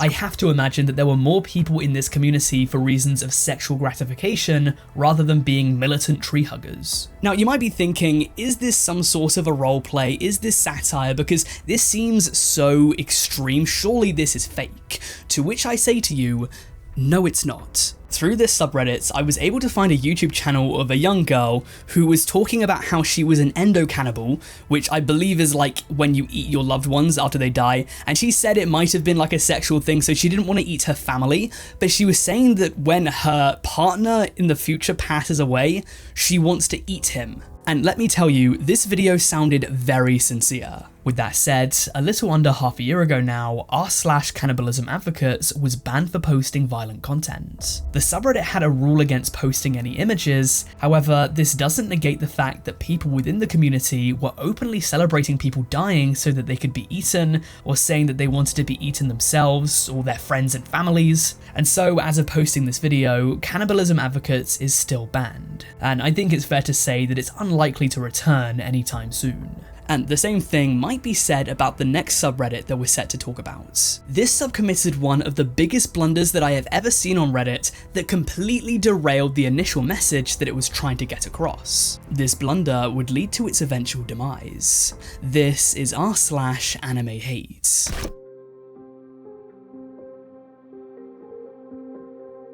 So r/anime hate was a subreddit that was formed in 2013, and as the name suggests, it was initially a place where anime haters could go and talk about their disdain for the art form. This community was banned a little over 3 months ago now. I'm sure you're interested in hearing the reason why, and I can't even lie, it's a bit of a funny one. So the people within this subreddit really seem to hate anime and everything that goes along with it. Weebs are their sworn enemies naturally, so r/anime hate will cherry pick all of the worst things to do with weeb culture. I'm sure that they would have loved my video on unhinged anime incidents. In that, I discuss how weebs don't exactly have a great reputation, and one of the biggest reasons why, amongst many others, is that some of them are into lollies. Now, if you don't know what a lolly is, consider yourself lucky, but I'm about to tell you. It's an anime character who has the physical form of a child, despite the fact that they claim to be older. So it would be like a vampire or a demigod who physically looks like 14, but because they're a vampire, obviously they're like 400. Therefore, some weirdos think that it's okay to like have an attraction to them because they're technically, 400 years old, even though they physically look like a fetus. Now, r/anime hate obviously had a big problem with that. Even a lot of anime fans will denounce and disassociate themselves with people who enjoy lollies, but critical outsiders often lump in casual fans and lolly enjoyers. r/anime hate, however, made the massive mistake of allowing people to upload pictures of lolly so that other members of the community could scoff at it. Yeah, apparently this actually happened. The legend goes that mods allowed people to upload lolly pictures, and of course people would be denouncing it and saying that anime as well as its fans suck, but on Reddit, this is so obviously not allowed. This apparently became very common within the community, and so because they had lolly up on the subreddit, this violated Reddit's policies, and r/anime hate was given the boot. This is yet another subreddit that still hasn't been unbanned, and a lot of people reacting to this were saying that it was unfair, as there were plenty of other subreddits that have had a history of posting this sort of stuff, but never got banned. Regardless, Reddit's decision was final, and r/anime hate was permanently terminated. And I think that topic transitions us well into our next banned subreddit. This subject is one of the most infamous and notorious aspects of online culture of the past couple of years, so let's talk about r/EDP445.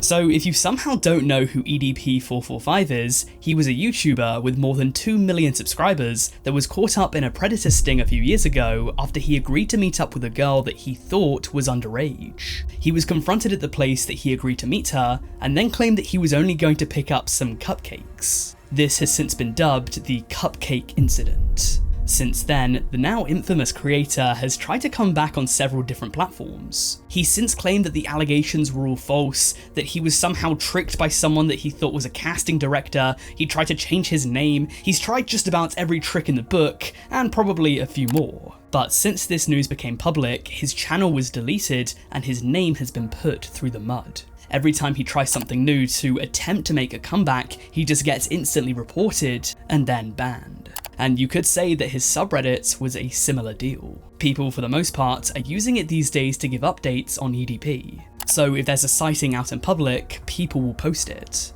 People have seen him in his car at drive-thrus and shopping for groceries in Walmart and the likes. People within this community will also post when they get another one of his accounts terminated, or when he's made some sort of social media post, or tries yet another harebrained scheme to prove his innocence.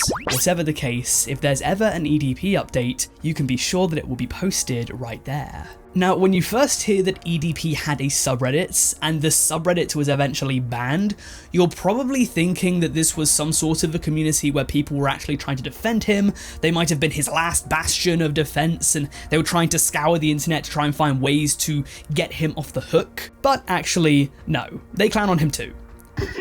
Have a good night, y'all. F this, I'm gone. I'm done. I'm f***ing done, dude.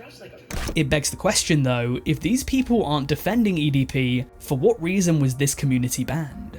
Unfortunately, it's a bit of an anticlimactic reason, because a few months ago it was discovered that this community was unmoderated, which seems to be the main reason why most subreddits are getting banned these days. Due to this, Reddit ruled that EDP's subreddit had to get kicked off. People were upset with this ruling, however, because they wanted a place for EDP to be shamed and ridiculed. And the thing is with unmoderation bans is that they're a little bit easier to overturn than other ones. And so shortly after the EDP subreddit was terminated, they got a new mod in, and so this was one community that has actually since been unbanned. And today, if you want to catch up on the latest EDP news, find out where he's been cited most recently, see which accounts of his have been the latest to be terminated with r/EDP445, you can do so. And from one creator's subreddit getting banned to another, this next story has controversy and conspiracy in spades, so let's talk about it.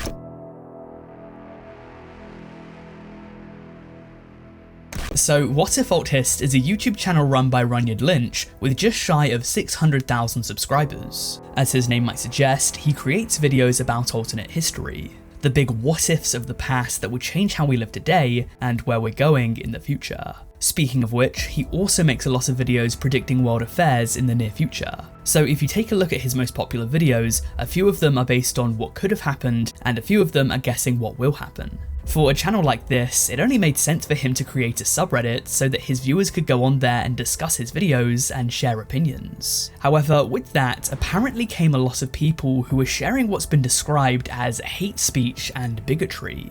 Let me clarify that upon looking on the Wayback Machine, I couldn't find a post that I would deem to be excessively hateful or bigoted. This isn't to say that this didn't exist, but at least in my research for this video, there had been a handful of screenshots saved on the Wayback Machine, and none of them to me seemed to jump out as being excessively spiteful or vindictive. According to a few videos made on him, he frequently brings up his own politics, which is arguably a problem when you're talking about alternate history or speculating the future. Some other creators within his community have made videos calling him out. What If Alt Hist has pretty mediocre production value at best and absolutely terrible history at the same time. What If Alt Hist is not a historian. He is a pseudo-intellectual who harbors a deep hatred for the field of history, the academics who write it, and practices that make up the historian's craft. The sheer volume of criticism this channel receives from sober historical commentators could occupy at least an hour. That said, because of his overt political stances, the story goes that he would have made some enemies along the way. It's only a natural thing that happens when you frequently bring up politics, and some people believe that it might have been his haters that actually got his subreddit taken off. Again, this subreddit may have had some hateful posts. I didn't see any of them, but some people say they did.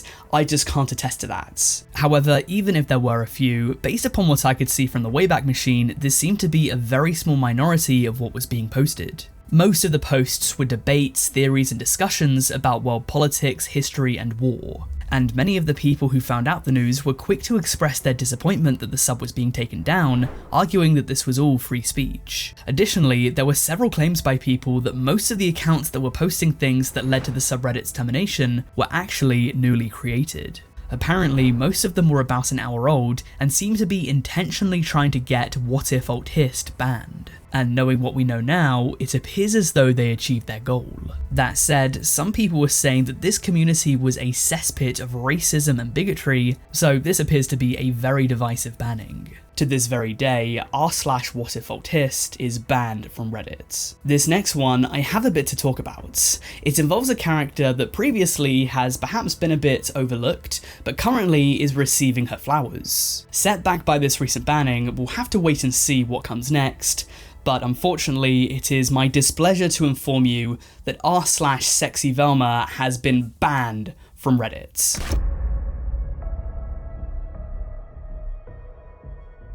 Now, let me clear some things up right now, because you might automatically assume that this subreddit was banned because it is clearly sexually suggestive, and that, according to Google, Velma is 15 years old. I think that's referring to the original series because obviously it depends on the adaptation. Sometimes she's a little bit older and sometimes a bit younger. Alas, my dear viewer, this is not the reason why it was banned. Now, Velma's a character that a lot of people, I think it's fair to say, have overlooked in the past. I mean, that was until Linda Cardinelli came down in that orange leather jumpsuit in Scooby-Doo 2 and awakened something in all of Gen Z boys. And so over the past few years, the internet's been seeing more thirsty content for Velma, and there's a little conspiracy going on that this banning was made by Big Warner trying to keep the youth in line. It might surprise you to find out that r/sexyvelma was actually banned for excessive copyright violations, which means that Warner, or at the very least a representative of theirs, definitely had a hand in this. Excessive copyright violations are a fastly growing reason why people and communities alike are getting banned. In April 2023, it was revealed that almost 6,000 people had been banned from Reddit the year prior because of excessive copyright violations. It's weird too, because there's actually quite a few Velma-related subreddits, and a good portion of them are also not safe for work. For example, r/Velma not safe for work, and r/Velma Dickley. However, it was only r/sexyvelma that received the wrath of Reddit. People reacting to the news were saying that this must mean that the art posted within r/sexyvelma was in fact canon, and of course there were 1984 claims and political conspiracies galore. Nevertheless, this is yet another subreddit that has remained banned ever since, and so if you're in the mood to get your jeepers jinkied, you're gonna have to look somewhere else, because this one has clearly been zoinked. And speaking of getting zoinked, I think it's appropriate to talk about a subreddit that Shaggy himself would have been disappointed to see go. This is r/darknet markets.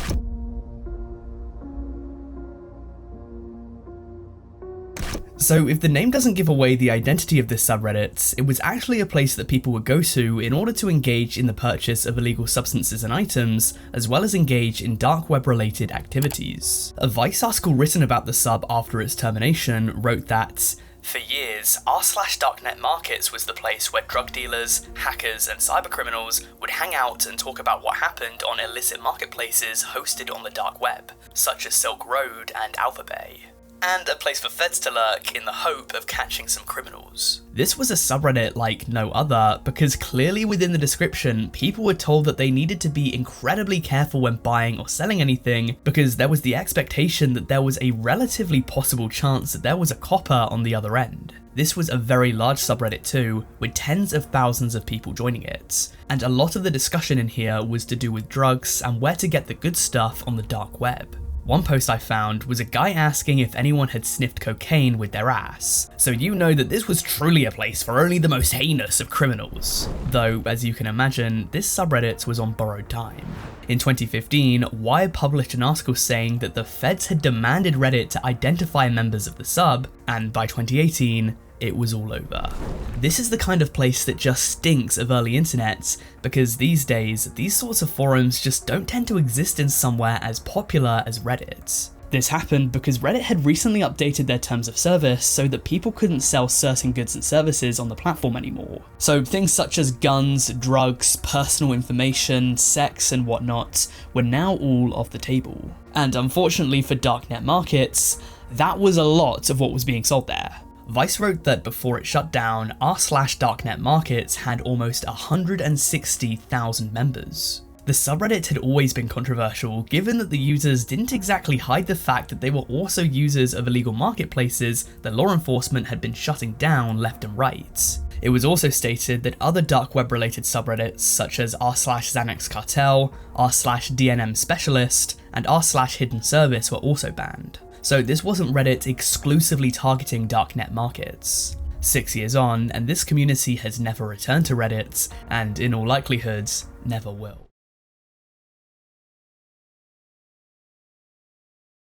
Xi Jinping Winnie the Pooh? That's the nickname that some people have given to the Chinese leader Xi Jinping after he decided to ban the beloved bear. The reason why is slightly funny. It dates back to the mid-2010s after some people compared a 2013 image of Obama and Xi Jinping walking alongside each other to Tigger and Winnie the Pooh. After which, the joke stuck, and for the next several years, people would say that the Chinese president looked like Pooh. However, the largest political party in China, the CCP, otherwise known as the Chinese Communist Party, didn't like this comparison, and so over the past few years have actually been cracking down on the comparisons because they don't want their leader to be mocked. Now, despite a lot of people's assumptions that know about this, it's not like Winnie the Pooh is outlawed in China. You can still buy Winnie the Pooh merch, and there's even a Winnie the Pooh ride within Disneyland Shanghai. However, in 2018, it was announced that the Disney film Christopher Robin, starring Ewan McGregor, would be banned in China. This movie never got a theatrical release within China because of the Winnie the Pooh censorship. It's possible that this was because they didn't want the masses to all go in and see the movie and then start talking about Winnie the Pooh all at once. If the movie did well there, then you'd have a bunch of people talking about it, with probably a few people cracking a joke or making the comparison, so China instead decided to just walk away and not let the film air within the country in the first place. But Christopher Robin is just the first of many banned Disney films that we're going to talk about today. I still have plenty of forbidden films yet to discuss,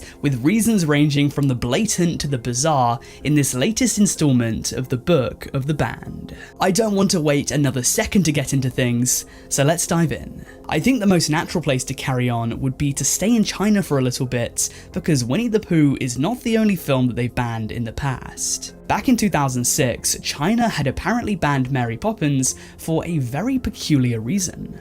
So let's figure out why.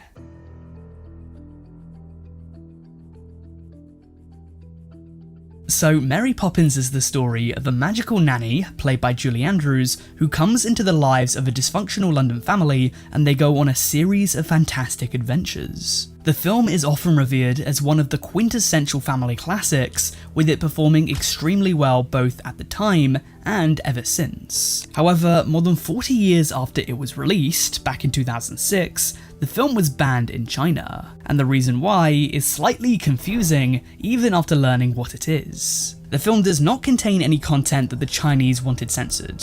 It doesn't have a character that wasn't fitting, nothing in the story warranted its censorship. The reason that it was banned was apparently because it mixed live action and animation into one medium. So this erasure was not exclusive towards Mary Poppins. Other properties such as Space Jam, Blue's Clues, and Who Framed Roger Rabbit would have also fallen under this umbrella.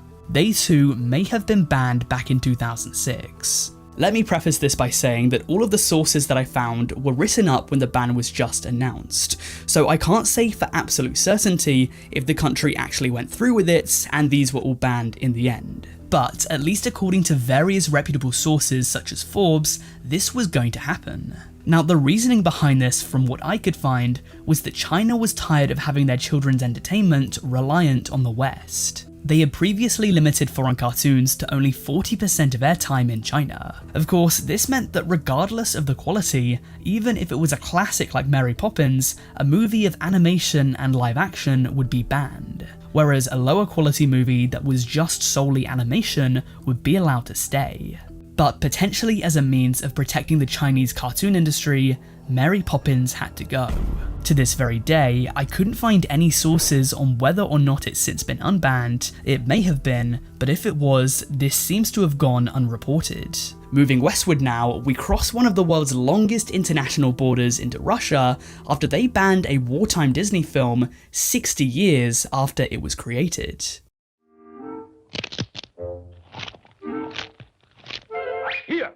Move the mine!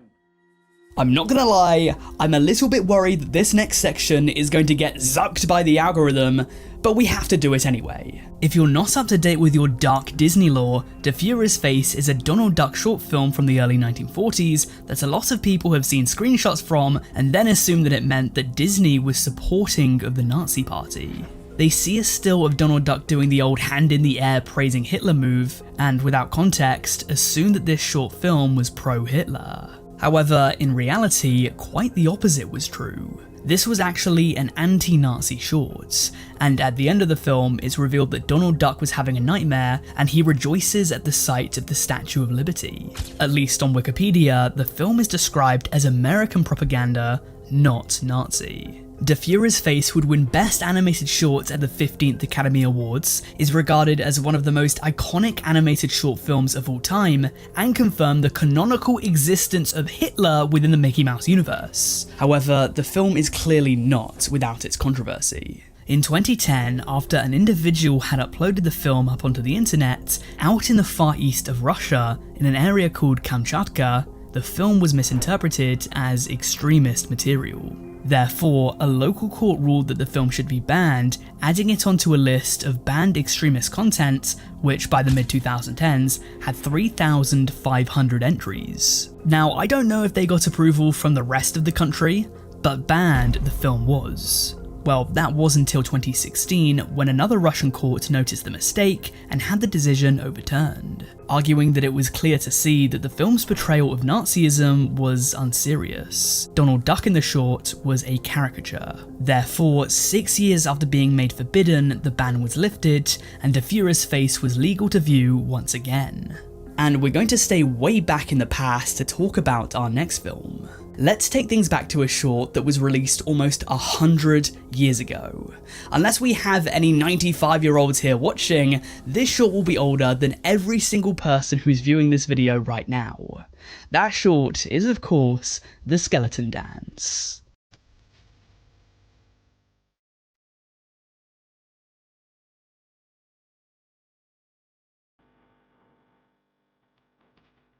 Released in 1929, The Skeleton Dance is one of Disney's earliest ever productions, being the first in a long line of silly symphony short films. As the name Silly Symphony suggests, these were originally silent films with music played over the top. The Skeleton Dance is arguably the most famous of these, with the film depicting 4 skeletons that come out of their graves at night and do a little dance. This film is spooky, it's genuinely kind of creepy.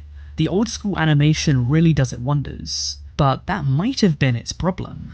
According to one particular country, this movie was actually too scary for its audience, so the film was pulled. That country was Denmark, a land that was once home to Vikings known for their gore and brutality. We're now banning an animated short film for being too scary. According to a Screen Rant article, in 1930, the New York Times reported that Denmark had banned the skeleton dance entirely for being too macabre for audiences. The concern was that the black and white animation, combined with the intense music, was too graphic and frightening for its target audience at the time. Keep in mind that as a Disney production, this would have been seen by kids. Since the cartoon's release, the ban in Denmark has been lifted, and Disney has continued to expand their work in the horror genre following the short's initial release. Of course, this was an isolated incident that, to my knowledge, has only ever happened once. I don't think any other Disney film has ever been banned for being too scary. So for our next entry in the Book of the Banned, I want to talk about one of the most common reasons why Disney movies have been banned around the world, and that is LGBT representation. I think it would be fun if me and you went to a place, or perhaps a thing, together. Are you asking me on a date? I think that it would be best to lump all of these in together because unlike the other films that we've discussed today that have particular distinct reasons for being banned, these ones are all essentially different sides of the same coin. Over the past few years, Disney has made strides in trying to incorporate inclusivity into their work. In fact, back in 2022, they promised that 50% of their characters would be LGBT or racial minorities. This policy, as well as Disney's general attitude towards representation, has faced pushback from a lot of people for a varying number of reasons. But it's not just individuals that aren't fans of Disney's push for representation, but governments too. While no countries to my knowledge have any forms of bans on any Disney movie showing racial minorities, many do for sexual minorities, aka the LGBT community. Within many countries around the world, but specifically in Africa, the Middle East and Southeast Asia, homosexuality is not legal, and therefore airing a movie in theatres that has LGBT characters shown to kids is certainly not on the cards. Clearly, this is against Disney's current outlook, and therefore many of their recent films have been banned in various countries around the world. To list them all off, these movies include Beauty and the Beast, not the 1991 animated classic, but the 2017 live-action remake. And the reason it was banned was because the character LeFou, played by Josh Gad, is canonically gay in the movie. If you've seen the movie, you might be wondering if you've missed something, because it's not like LeFou is out there waving a big rainbow flag whilst he's hunting down the beast. But if you look closely, there is what's been described as a gay moment at the end, where LeFou dances with a man for about 2 seconds. This was enough for Russia to consider banning it, for Kuwait to outright ban it, and for Malaysia to postpone its release and slap it with a 13+ age rating.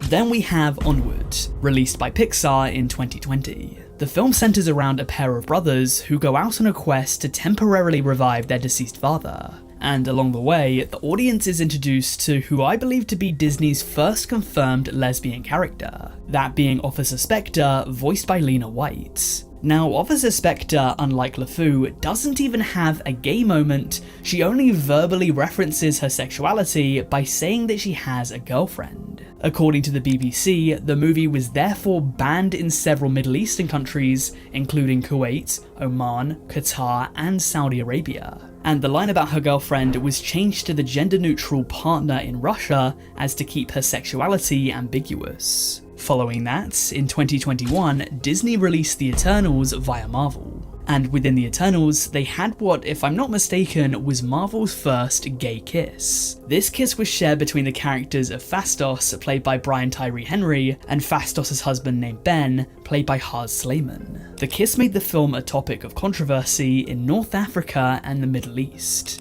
According to Deadline, the film did not plan to release in Saudi Arabia, Qatar, Kuwait, Bahrain, and Oman. The article went on to say that intimate scenes would have been removed within the United Arab Emirates, Jordan, Lebanon, and Egypt, though this is apparently standard practice for those countries and would apply to homosexual as well as heterosexual moments. Moving on, we have West Side Story. But it wasn't the 1961 classic that was banned, but Steven Spielberg's 2021 remake. The reason behind this ban is because of a character named Anybody's. Now, the character of Anybody's, while small, originally depicted a tomboy that wanted to join one of the gangs in the movie, the Jets, but they weren't allowed to join because the Jets only allowed in boys. In the 2021 remake, Spielberg said that after re-examining the script, he realised that Anybody's was a trans character hiding in plain sight. The non-binary actor Iris Menace would play the character, who in this version was described as a character who was a man born in a female's body. And this creative decision would cause the film to be banned in Saudi Arabia, Kuwait, Bahrain, Oman, and the UAE. And it was more of the same when it came to Lightyear. Lightyear, of course, was a Pixar-made Toy Story spin-off about Buzz that was released in 2022 to most places around the world, but not in a whopping 14 different countries. The reason was, once again, because of LGBT content. This time because of a same-sex kissing scene between a character named Alicia Hawthorne and her wife. For that reason, the movie was banned in the UAE, Lebanon, Jordan, Malaysia, Indonesia, Egypt, Bahrain, Kuwait, Oman, Qatar, Palestine, Syria, and Iraq. Notice how more and more countries are banning films now compared to the likes of Beauty and the Beast and Onward a few years prior. This would go up even more though, because by the time Disney planned to release Strange World, whose main character is gay, it just decided not to air it in more than 20 countries, likely because it knew that the film had no chance. If countries are going to ban a film simply due to the mentioning of a lesbian relationship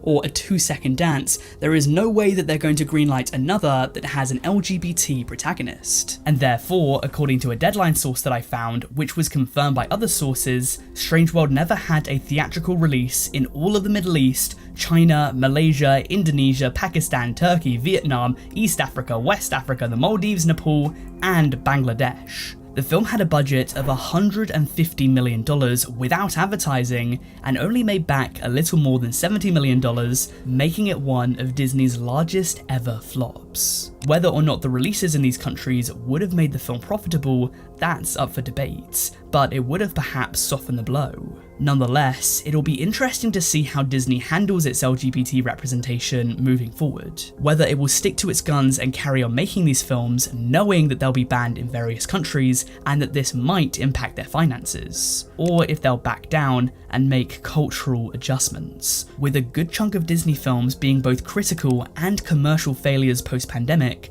desperation might set in. We'll have to wait and see how this plays out. It's no secret that most of the countries that were banning films due to their LGBT characters were located in the Middle East, and the Middle East just so happens to be the area in the world that inspired where Aladdin was set. Aladdin is of course a Disney movie that had its original cut banned because of an unsavory line. Say the magic words. Genie, I wish for you to make me a prince. All right! Yo, yo, woo, woo, woo. So Aladdin is from a city called Agrabah, which is a fictional city apparently inspired by Baghdad, the capital of Iraq. During the opening song, titled Arabian Nights, the opening verse went as such: "Oh, I come from a land from a faraway place where the caravan camels roam, where they cut off your ear if they don't like your face. It's barbaric, but hey, it's home." This verse very quickly came under scrutiny, with many people arguing that it perpetuated negative stereotypes about Arabians. In fact, the American Arab Anti-Discrimination Committee, otherwise known as the ACD, demanded the line be changed. They generally didn't like the representation put to screen. And these days, Aladdin has been hit with the disclaimer screen when you click on it on Disney+, telling audiences that it has outdated racial stereotypes. The song was later changed in 1993, so instead of the line "where they cut off your ear if they don't like your face," it's since been changed to "where it's flat and immense and the heat is intense." And so, to this day, the original version of the movie is banned. You could not go to the store and see an Aladdin DVD made any time recently that had the original lyric. Somewhat similar to that, let's move on to a movie that has since been banned due to its outdated cultural depictions, that being Song of the South. Zippity-doo-dah, zippity-ay. Wonderful feeling, wonderful day. So Song of the South is a 1946 film that takes place in Georgia shortly after the abolition of slavery. It stars James Baskett in his final film role, portraying a character named Uncle Remus who works on a plantation and befriends a young boy named Johnny, played by Bobby Driscoll. Now, Uncle Remus is actually a character from old African American folktales, with the character created by Joel Chandler Harris back in 1881. As with a lot of media featuring African American characters post-World War II, their depictions would be deemed as outdated, stereotypical, and potentially offensive by today's standards. However, Song of the South was also considered offensive back then too. You can find images on the internet of people protesting the film even back when it was released. There was a newspaper called The Afro-American which published a review from Richard B. Dyer, who described the film as vicious a piece of propaganda for white supremacy as Hollywood ever produced. Moreover, Adam Clayton Powell Jr., a congressman from Harlem, branded the film an insult to American minorities and everything that America as a whole stands for. Black audience members didn't like the fact that the black characters within the film were subservient to the white characters. They also generally disliked the black characters' exaggerated dialects and the reinforcement of black stereotypes. In the decade since the film released, despite it winning an Academy Award for its original song Zippity-Doo-Dah, Disney has tried its best to sever ties to its production. It was never distributed on VHS, and it hasn't yet, nor do I think it will ever be placed on Disney+. The film isn't legally banned or anything. It's not like if you watch Song of the South you're gonna have the FBI burst through your door, but Disney have essentially banned it from being distributed without piracy. In their eyes, the less people who see this now regrettable movie, the better. Though the controversies in the Song of the South happened such a long time ago, so let's discuss a movie that was banned a lot more recently. That being Agatha Christie's Death on the Nile. You will arrest me now? No. So long as you settle her affairs honestly and pay back what you owe. So, if you don't know this movie, Death on the Nile is the second out of 3 current Hercule Poirot movies directed by Kenneth Branagh. The first of which being Murder on the Orient Express, releasing back in 2017, and the most recent being A Haunting in Venice, dropping back in 2023. These murder mystery films tend to have an all-star cast of characters, with actors such as Johnny Depp, Daisy Ridley, and Judi Dench starring in The Orient Express, and Tina Fey and Michelle Yeoh starring in A Haunting in Venice. Death on the Nile, on the other hand, does also have quite a stacked cast, but it might as well be a prison lineup because of the controversies that various cast members have been in since the film's production. It stars the likes of Russell Brand, who was cancelled in September 2023 after an investigation conducted by Channel 4 and the Sunday Times alleged that Brand had assaulted and abused a number of previous partners, and it also stars Armie Hammer, who, to give you a TLDR, was cancelled before the film was even released after being accused of sexual abuse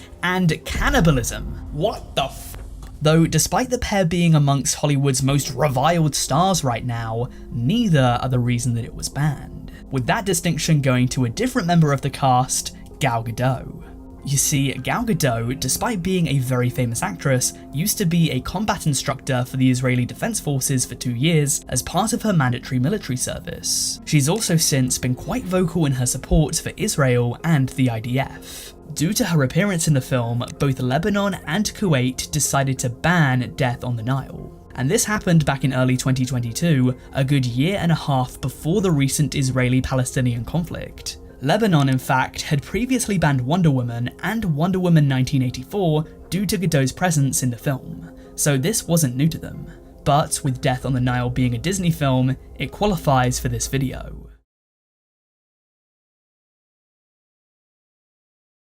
TikTok is a platform that is home to a tremendous amount of creators, with an estimated 8.6 billion videos uploaded each and every year. However, not all content is made the same, and while some is perfectly fine to have up, other videos are taboo. They break the rules. They lead the person that uploaded them to being banned from the platform. In this video, we have a number of creators that saw their TikTok accounts be deleted for various reasons. Some of these creators I have a feeling you'll know about, others might be new to you. So without further ado, let's begin with the very first creator we'll talk about today. This one I had absolutely no idea about until I checked my following tab recently. It's none other than Sam's Taylor.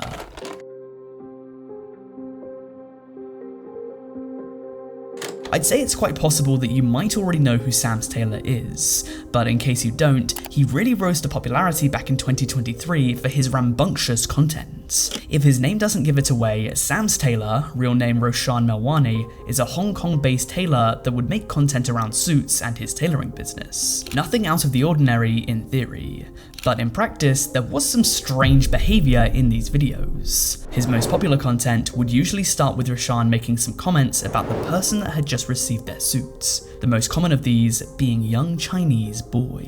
Young Chinese boy. Young Chinese boy. Tiny little Chinese boy. Little Chinese boys from all over the globe scurry to me like rats. Little Chinese boys don't even want a suit from me. They just want to be violated by me, absolutely.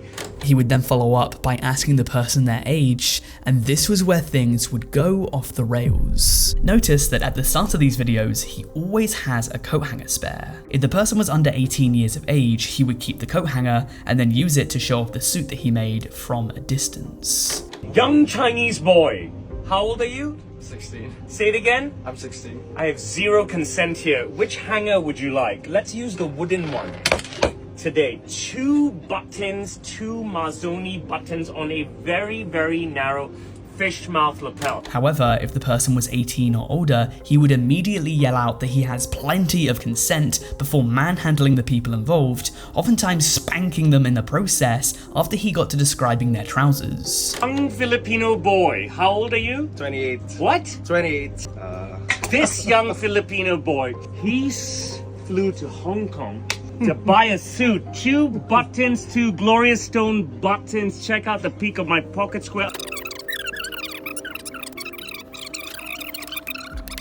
My 4D fit. Nobody gift wraps planets the way I do. Nobody can show off a man's ass the way I do, and that is why men from all over the world descend upon my atelier because they want a Chinese massage.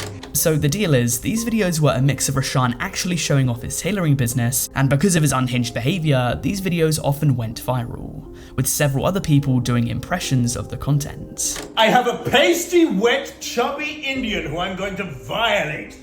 They scurry to me like rats. His catchphrase, plenty of consent, kind of became the thing that people knew him for. Obviously, a lot of people might tune in to see his suits, but it's undeniable that a lot of people probably watched to see him violate these young Chinese boys that turned 18 last week. Now, you might think, well, the reason he got banned was clearly because he violates people on camera. He literally spanks people in most episodes. But you see, that's what the coat hanger's for. He would never do it to someone 17 or younger. Sam's Tailor was a mega viral account for some time. The people that signed up for his videos definitely would have known what was in store. It's Sam's Tailor. If you got a suit made, you knew a complimentary spanking was on the horizon. So if these people signed up for this, surely it wouldn't break TikTok's policies for violence or sexual harassment. Now, originally, I wasn't going to be able to tell you why Sam's Tailor was banned from TikTok.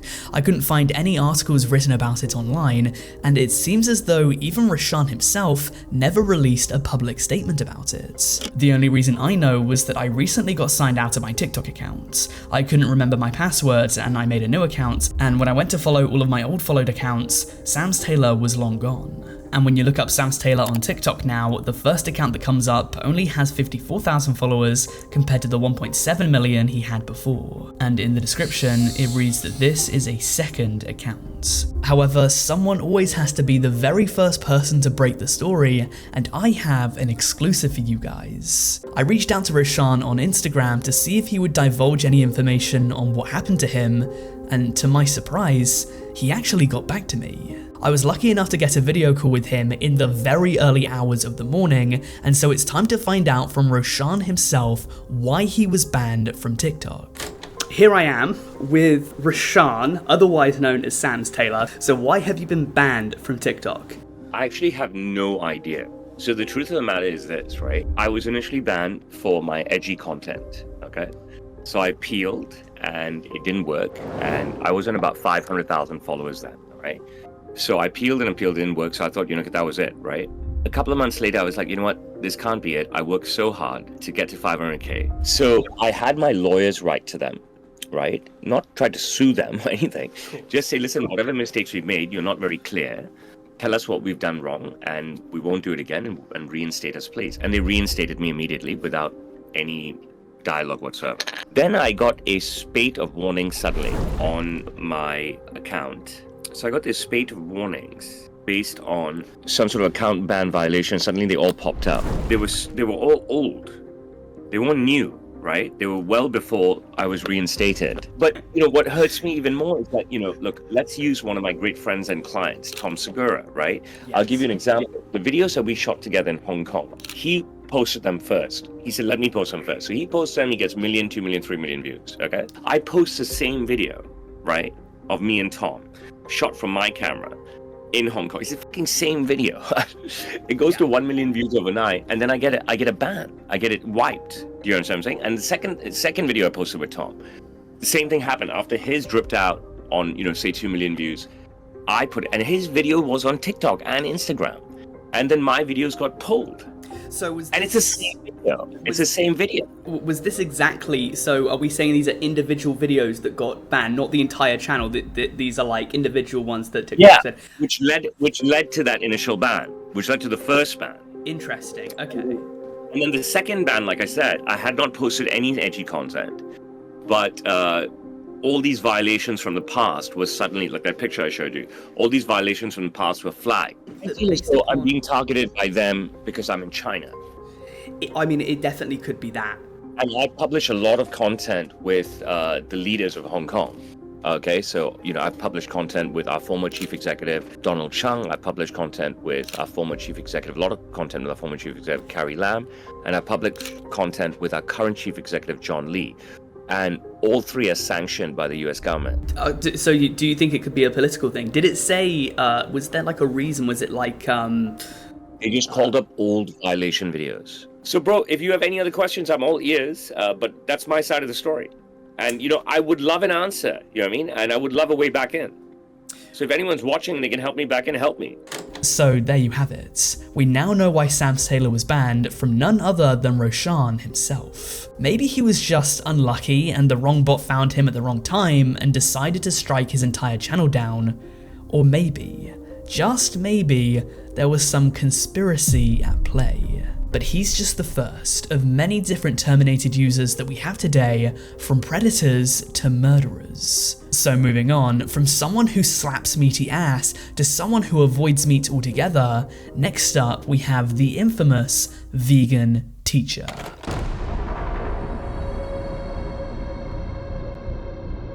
The vegan teacher, real name Katie Karen Diekmeyer, is a now 60-year-old vegan and internet personality, mostly known for her controversial actions on the internet and perpetuating the stereotype of the annoying, condescending, and judgmental vegan. She's done a laundry list of controversial things in the past. I would be here all day if I were to go over each and every little nugget of it, so to cut to the chase, the main reason why it said that she was banned was to do with Tommy Innit, a content creator known for his Minecraft videos, stand-up comedy, and ability to own Logan Paul on Twitter. Tommy Innit is known for a lot of things, and one of them was being a very successful content creator whilst he was very young. On Google Trends, it shows that he was most searched back in early 2021 when the Dream SMP was in full swing. But Tommy Innit was only about 16 years old back then. And so when the vegan teacher started trying to get involved with Tommy on TikTok, people thought that a woman in her mid-50s commenting on the business of a 16-year-old boy was very strange. For example, after Tommy made a video on TikTok saying that he was in college surrounded by girls, the vegan teacher said that he should get himself a vegan girlfriend. I'm at college and surrounded by women. Don't be scared, Tommy. Just follow that meat teacher, Miss Tofu. She'll help you find a nice vegan girl who will teach you what to do. More than 3,000 of Tommy's fans stitched themselves onto this reaction, and the vegan teacher said that they were being vegan-phobic. Tommy Innit fans, what the f is the matter with you guys? You're losing your minds. I saw some of the duets that you guys did to that little 15-second video I did for him. You know, the one where I was just trying to encourage him to become vegan? What the f are you guys doing? Some of you are crying, some of you are punching the camera, going f***ing crazy. You're like, f off, stay away from Tommy. You know, he's at college, I'm a teacher. I'm allowed to talk to him. You've never been through any wars, you've never suffered, you have no idea about the world. If that's gonna make you cry, God help the next generation. You guys are f***ed up. Seriously. Get your priorities straight. But what happened next would send the vegan teacher on a one-way trip to the book of the band. For whatever reason, she couldn't leave well enough alone. A short while later, and Tommy would make yet another TikTok video about his infatuation with girls, as is quite common for him. And the vegan teacher would yet again respond.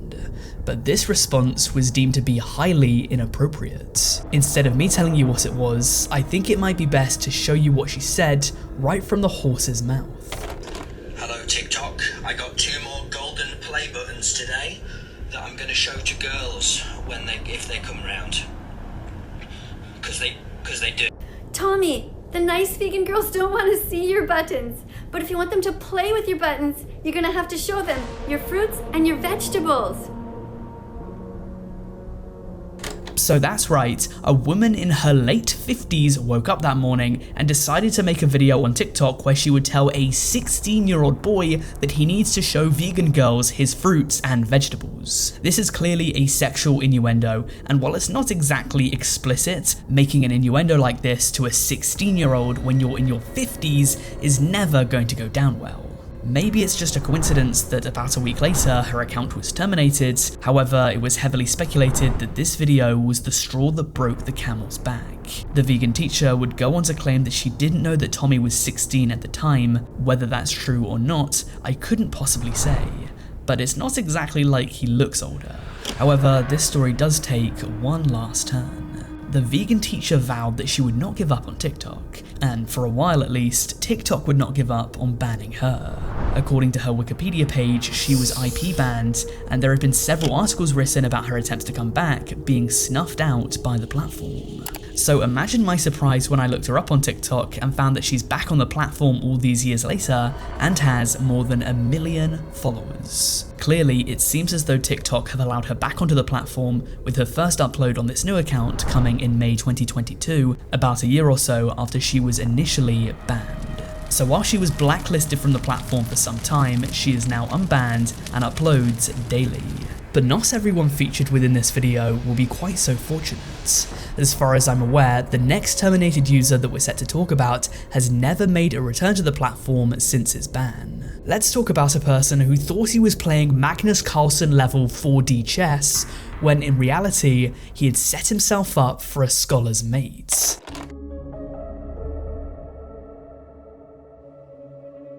It seems as though recently on TikTok, showing people how to commit crime has just been another part of the platform. Over the past few years, there have been plenty of examples of people literally recording themselves committing crime. For example, the recent JP Morgan Chase glitch, where people wrote checks to themselves and then deposited them at ATMs. Their account would then show a loss of money, they go and spend the money, and then after it was verified by a human, the money would be taken away, leaving people oftentimes in thousands of dollars of debt and in a life where it might be hard to do any form of banking from here on out. And in a similar fashion, Green Thumb Got Banned, real name Ryan Rort, decided to teach his audience on TikTok how he committed a financial crime. So let's take a look at his scheme. What if I told you there was a way to buy things like this $100,000 watch without spending a single dollar of your own money, using business credit like this that you never actually had to pay back? Not to the average person, guys. This sounds crazy, but any business owner knows how this works. You know how personal credit works. Let's say, for example, you go get a car or a credit card in your personal name. You're personally held responsible for that. So if you were to go get a credit card in your personal name and you were to go max the card out, you're gonna be held liable, and if you don't make that payment back, the bank can come and sue you. Now, what makes us different about business credit? With business credit, you are not personally held responsible for that line of credit. So let's say, for example, how I got this watch. I was able to open a business that I didn't really give a shit about. I went and opened business credit cards in that account. I then proceeded to go on, buy this for $100,000. I'm gonna turn around and sell it to a jeweler for $80,000 in cash, which now gives me the cash. I'll file bankruptcy on the company. I'll never have to actually pay it back because I'm not personally liable for that American Express card. It's all liable underneath my business. Now, I'm no financial expert whatsoever. I cannot stress that enough. But even for someone as financially illiterate as me, this smelled like crime. People were out there in the comment section saying that the dude had literally outed himself for committing straight up fraud. Like, there's just no guessing around that. The video in question would quickly blow up in popularity as people began to take notice, with some people apparently even saying that they were going to get him audited. Especially as a self-proclaimed finance guru, you've got to think that he would know these things. And if he did, that it would be irresponsible of him to say that you could do this to his audience that might be watching him for advice. With the video blowing up, Green Thumb Got Banned decided to respond to the controversy, saying that he was just trolling and that he couldn't be audited because the entire thing was fake. The funniest part about this whole video is how many of you guys thought I was being serious. You had to be fucking stupid to believe that you can open a brand new business, get American Express, and be able to spend $100,000 without any history on the business or any of that kind of shit. I was trolling another TikTok video I saw, and y'all blew it up like I knew what fucking happened. And now everyone's commenting, fraud this, fraud that, fraud this, but there's no proof for me for anything because it was all complete bullshit. So at this moment in time, it seems as though Green Thumb thought of himself as some sort of 1000 IQ anime villain. He was all like, "You foolish mortals, you stepped right into my trap that I planted long ago. You couldn't outthink the machinations of my mind. I was 2 steps ahead all along." But what he didn't anticipate was that TikTok would just see all of this go down and then ban him from the app. Clearly, this anime villain's demise was his hubris. He thought that he was untouchable, but the gods of TikTok decided to smite this man. Whether he was a fraudster or a troller, he had clearly not paid his respects, and so Green Thumb got banned. His name was a bit of a self-fulfilling prophecy, and his account is no more.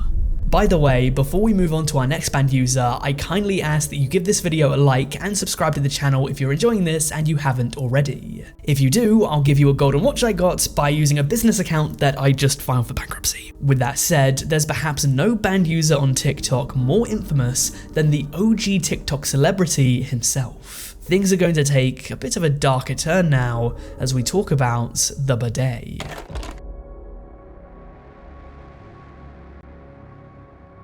Now, the bidet story is actually one that I've spoken about on this channel before within my video about TikTok scandals. But since that video was uploaded about 2 years ago now, I think that it would make sense to go back over it. Nothing about his story has really changed much in that time, but in case you don't know his tale, it would be good just to go back over. So I personally classified the bidet, real name Buddy Haynes, as the very first TikTok celebrity. In the very early days of the platform, he was one of, if not the first creator that went really viral, but in this case, it was for all of the wrong reasons. He was first known to many as the cringy guy from the "Why Do Good Girls Like Bad Guys" video. Why Do Good Girls Like Bad Guys was of course an early TikTok trend, somewhat similar to the Don't Judge Me challenge. And in this trend, people would dress up like a geeky dork before covering the camera and coming out as an alpha male Chad. All of this while lip syncing to a song called Good Girls Bad Guys by Falling in Reverse. Long story short, many people found his version of the song to be quite funny, leading him to cultivate quite a large following on the platform. However, he then decided to start stitching himself onto other people's TikToks, and this was where things began getting strange, because he would frequently stitch himself onto young girls' videos, oftentimes stimulating making out with them through the stitch, or otherwise doing various other inappropriate things with them. This just generally isn't okay for a man who was apparently 26 at the time to be doing. And from there, as you can probably predict, he decided to DM underage girls. Girls started coming forward saying that the bidet was sending them inappropriate DMs, dick pics, and uncomfortable videos, and of course, I'll give you an example. So let's roll the clip. Think about this tongue, all up in your mouth, all of your tits, inside you. My theory is that the bidet likely hadn't had this amount of attention before. He went from a nobody to one of the faces of an emerging social media platform in a very short amount of time, and this likely gave him the impression that he had power that he could now exchange for relationships and sex. Obviously, once this came out, his name was tarnished, and TikTok would eventually ban the bidet for his behavior. He would try to return to the internet several times under the username Freak Alpha. And then in January 2021, he would make a video under the YouTube username Papa Freak where he revealed his side of the story, claiming that he had been dealing with depression, anxiety, schizophrenia, and alcohol abuse, going on to say that he wasn't in the right state of mind when he was making a lot of these videos. I dealt with a lot of depression, anxiety, schizophrenia, alcohol abuse, and there's a lot of those videos that I was not necessarily in my correct state of mind, and you know, that's on me. You know, I'm not trying to like diffuse the situation that, oh, it's okay. No, it's not okay. He would then admit that he did message people that were underage, but that it was never meant to be taken in a sexual manner. There are conversations between me and some underage people. My intent is never to groom, prey, or sexualize anyone, whether you are of age or not of age. I am just a friendly person, and maybe that comes off to some people the wrong way. Maybe I need to be more, okay, so you're, underage. I need to make sure I know that, hey, maybe the conversations I have with someone of my age, I can't have with you. And if you are one of those people, I am sorry. I apologize. My intent was never to make you feel uncomfortable in any shape, form, or fashion. Later in the video, he would confirm that he had in fact sent pictures of his tallywhacker to someone, but he also claimed that he did not send these pictures to an underage person. Rather, by my understanding, it seems as though he says that he sent it to someone of age, but then the picture was sent to an underage person by a third party, not by him.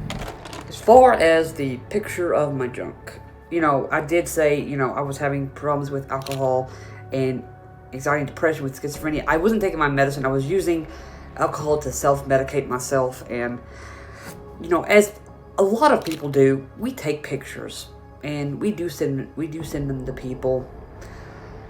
More than anything, I was embarrassed that even got out in the first place. And then it got sent to someone who it should not have. I don't know how it got sent to someone that was underage. I'm still trying to figure that out. 3 years, I still have not figured that out. I have talked to the FBI. I've, tried to do my own research, my own investigation with nothing. I'm still trying. Once I know something, you'll know something. If you are that person, or you are one of those people, I am sorry. That was never meant to get to you.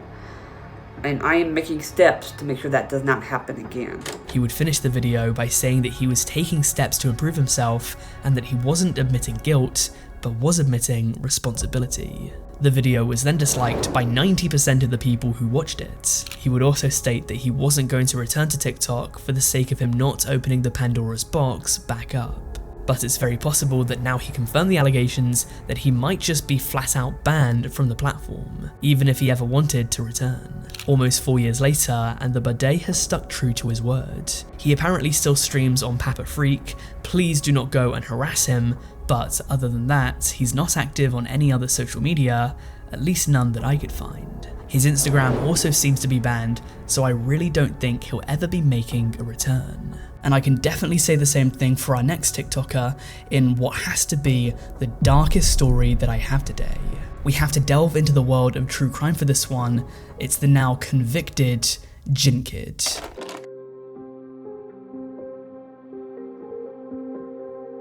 Ali Abulaban, better known online as Jin Kid, was a fairly successful content creator with around 200,000 subscribers on YouTube, 84,000 followers on Facebook, 187,000 followers on Instagram, and 940,000 followers on the crown jewel of his social media empire, TikTok.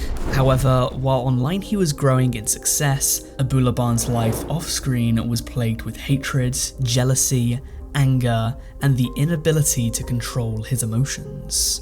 There had recently been some problems with his marriage. Ali believed that his wife Anna had been unfaithful. Ali claimed that in July 2021, Anna had told him that she had been unfaithful to him, and while high on cocaine, Ali had punched her 3 times. It was also said that on another occasion he had pushed her, causing her to hit her head on the fridge. He therefore had a history of domestic violence. But as with many of these cases, it would later escalate. It was on the 18th of October 2021 when a then 32-year-old Ali Abulaban had been asked to move out of his San Diego home by his wife. But according to Sky News, 3 days later he returns to the apartment while Anna was away.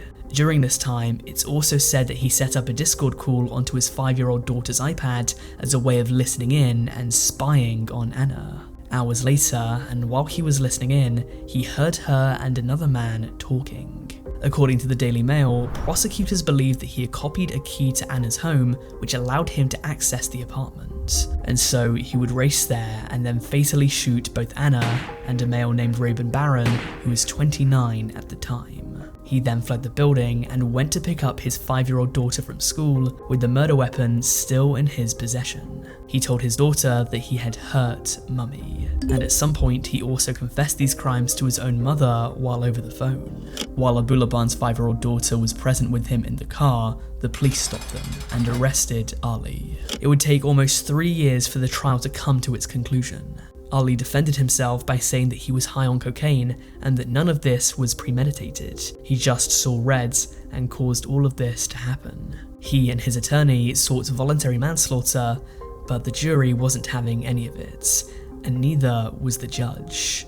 I'm about to show you a clip of what the judge had to say, as well as the reaction to it within the courtroom when the news was finally delivered. As he sits here today, I don't know if he's really sorry. I have serious reservations about it. I know he's sorry about the consequences. The bottom line here is he will die in prison. He will never be a free man. He will take his last breath there. In this, please. According to the San Diego Union Tribune, he was sentenced to 2 consecutive terms of life in prison without the possibility of parole, plus 50 years to life. Therefore, it seems as though Abulaban will never see the light of day outside of prison ever again. He would upload one final video to his YouTube account called Murder or Manslaughter, where it seems as though he would try and convince the internet of his side of the story. He would also come out on Instagram with this post. Audio listeners, if you care to read it, I'd advise looking at the screen now. I'm not going to go over all of it, but you can pause the video now if you want to read it. To summarize, he said that he was no longer going to use his platform as a means of trying to defend himself. He stated that he was eternally devastated by the fact that he hurt the love of his life and fatally injured the man beside her, and he apologized to everyone for letting them down. People were obviously not having this, with many people angry at the fact that after all of this time, he has still not come forward with the fact that what he did was premeditated. Many people think that he planned to kill the pair. To go to the apartment with a loaded gun after bugging an iPad and driving for 15 minutes to travel there gave him plenty of time to opt out, even if he was high on cocaine. Nonetheless, he was obviously banned on TikTok for this. That absolutely goes without saying. But it seems as though his other socials are fine. His YouTube account is still up, and apparently still monetized, and his Instagram and Twitter are also up. So in this case, maybe it's just because he was the most famous on TikTok, but they went in the hardest on him. The more important thing was that the actions of Ali Abulaban back on that day in October 2021 led to 2 people being deceased, 1 person spending the rest of their life behind bars, and 1 poor little girl growing up in a world without either parent. So that's it guys, that concludes volume 2 of the Book of the Banned. I really hope you enjoyed it. If you've made it this far, then please make sure to like the video and subscribe to the channel if you haven't already. Also, because you've listened to me yap for like 2.5 hours now, I hope you can listen to me yap for like a minute more. It pains me to say this because I really like the series, but this might be the end of the Book of the Banned. I'm not really too sure yet. The series saved this channel, if you didn't know, but the past couple of videos really haven't been performing like the first couple did. I kind of found lightning in a bottle with those early uploads, and if you check the more recent ones, they haven't really done so well, so I don't know if there's as much of a demand for this kind of content anymore. And even if the recent Book of the Banned videos haven't lived up to the views set by the first couple, I love all of these videos the same. They're really good fun to work on, but because of that drop in viewership, I just don't know if volume 3 is going to be a thing. If this is the end though, then we've had such a great run, and I think we can be really proud of what we've accomplished. That said, if you're looking for another video to watch, then why don't you check out volume 1 of the Book of the Banned. I'll link it right here, so click on the screen now to give it a watch. Aside from that, I'd like to thank you for watching, and I'll see you later.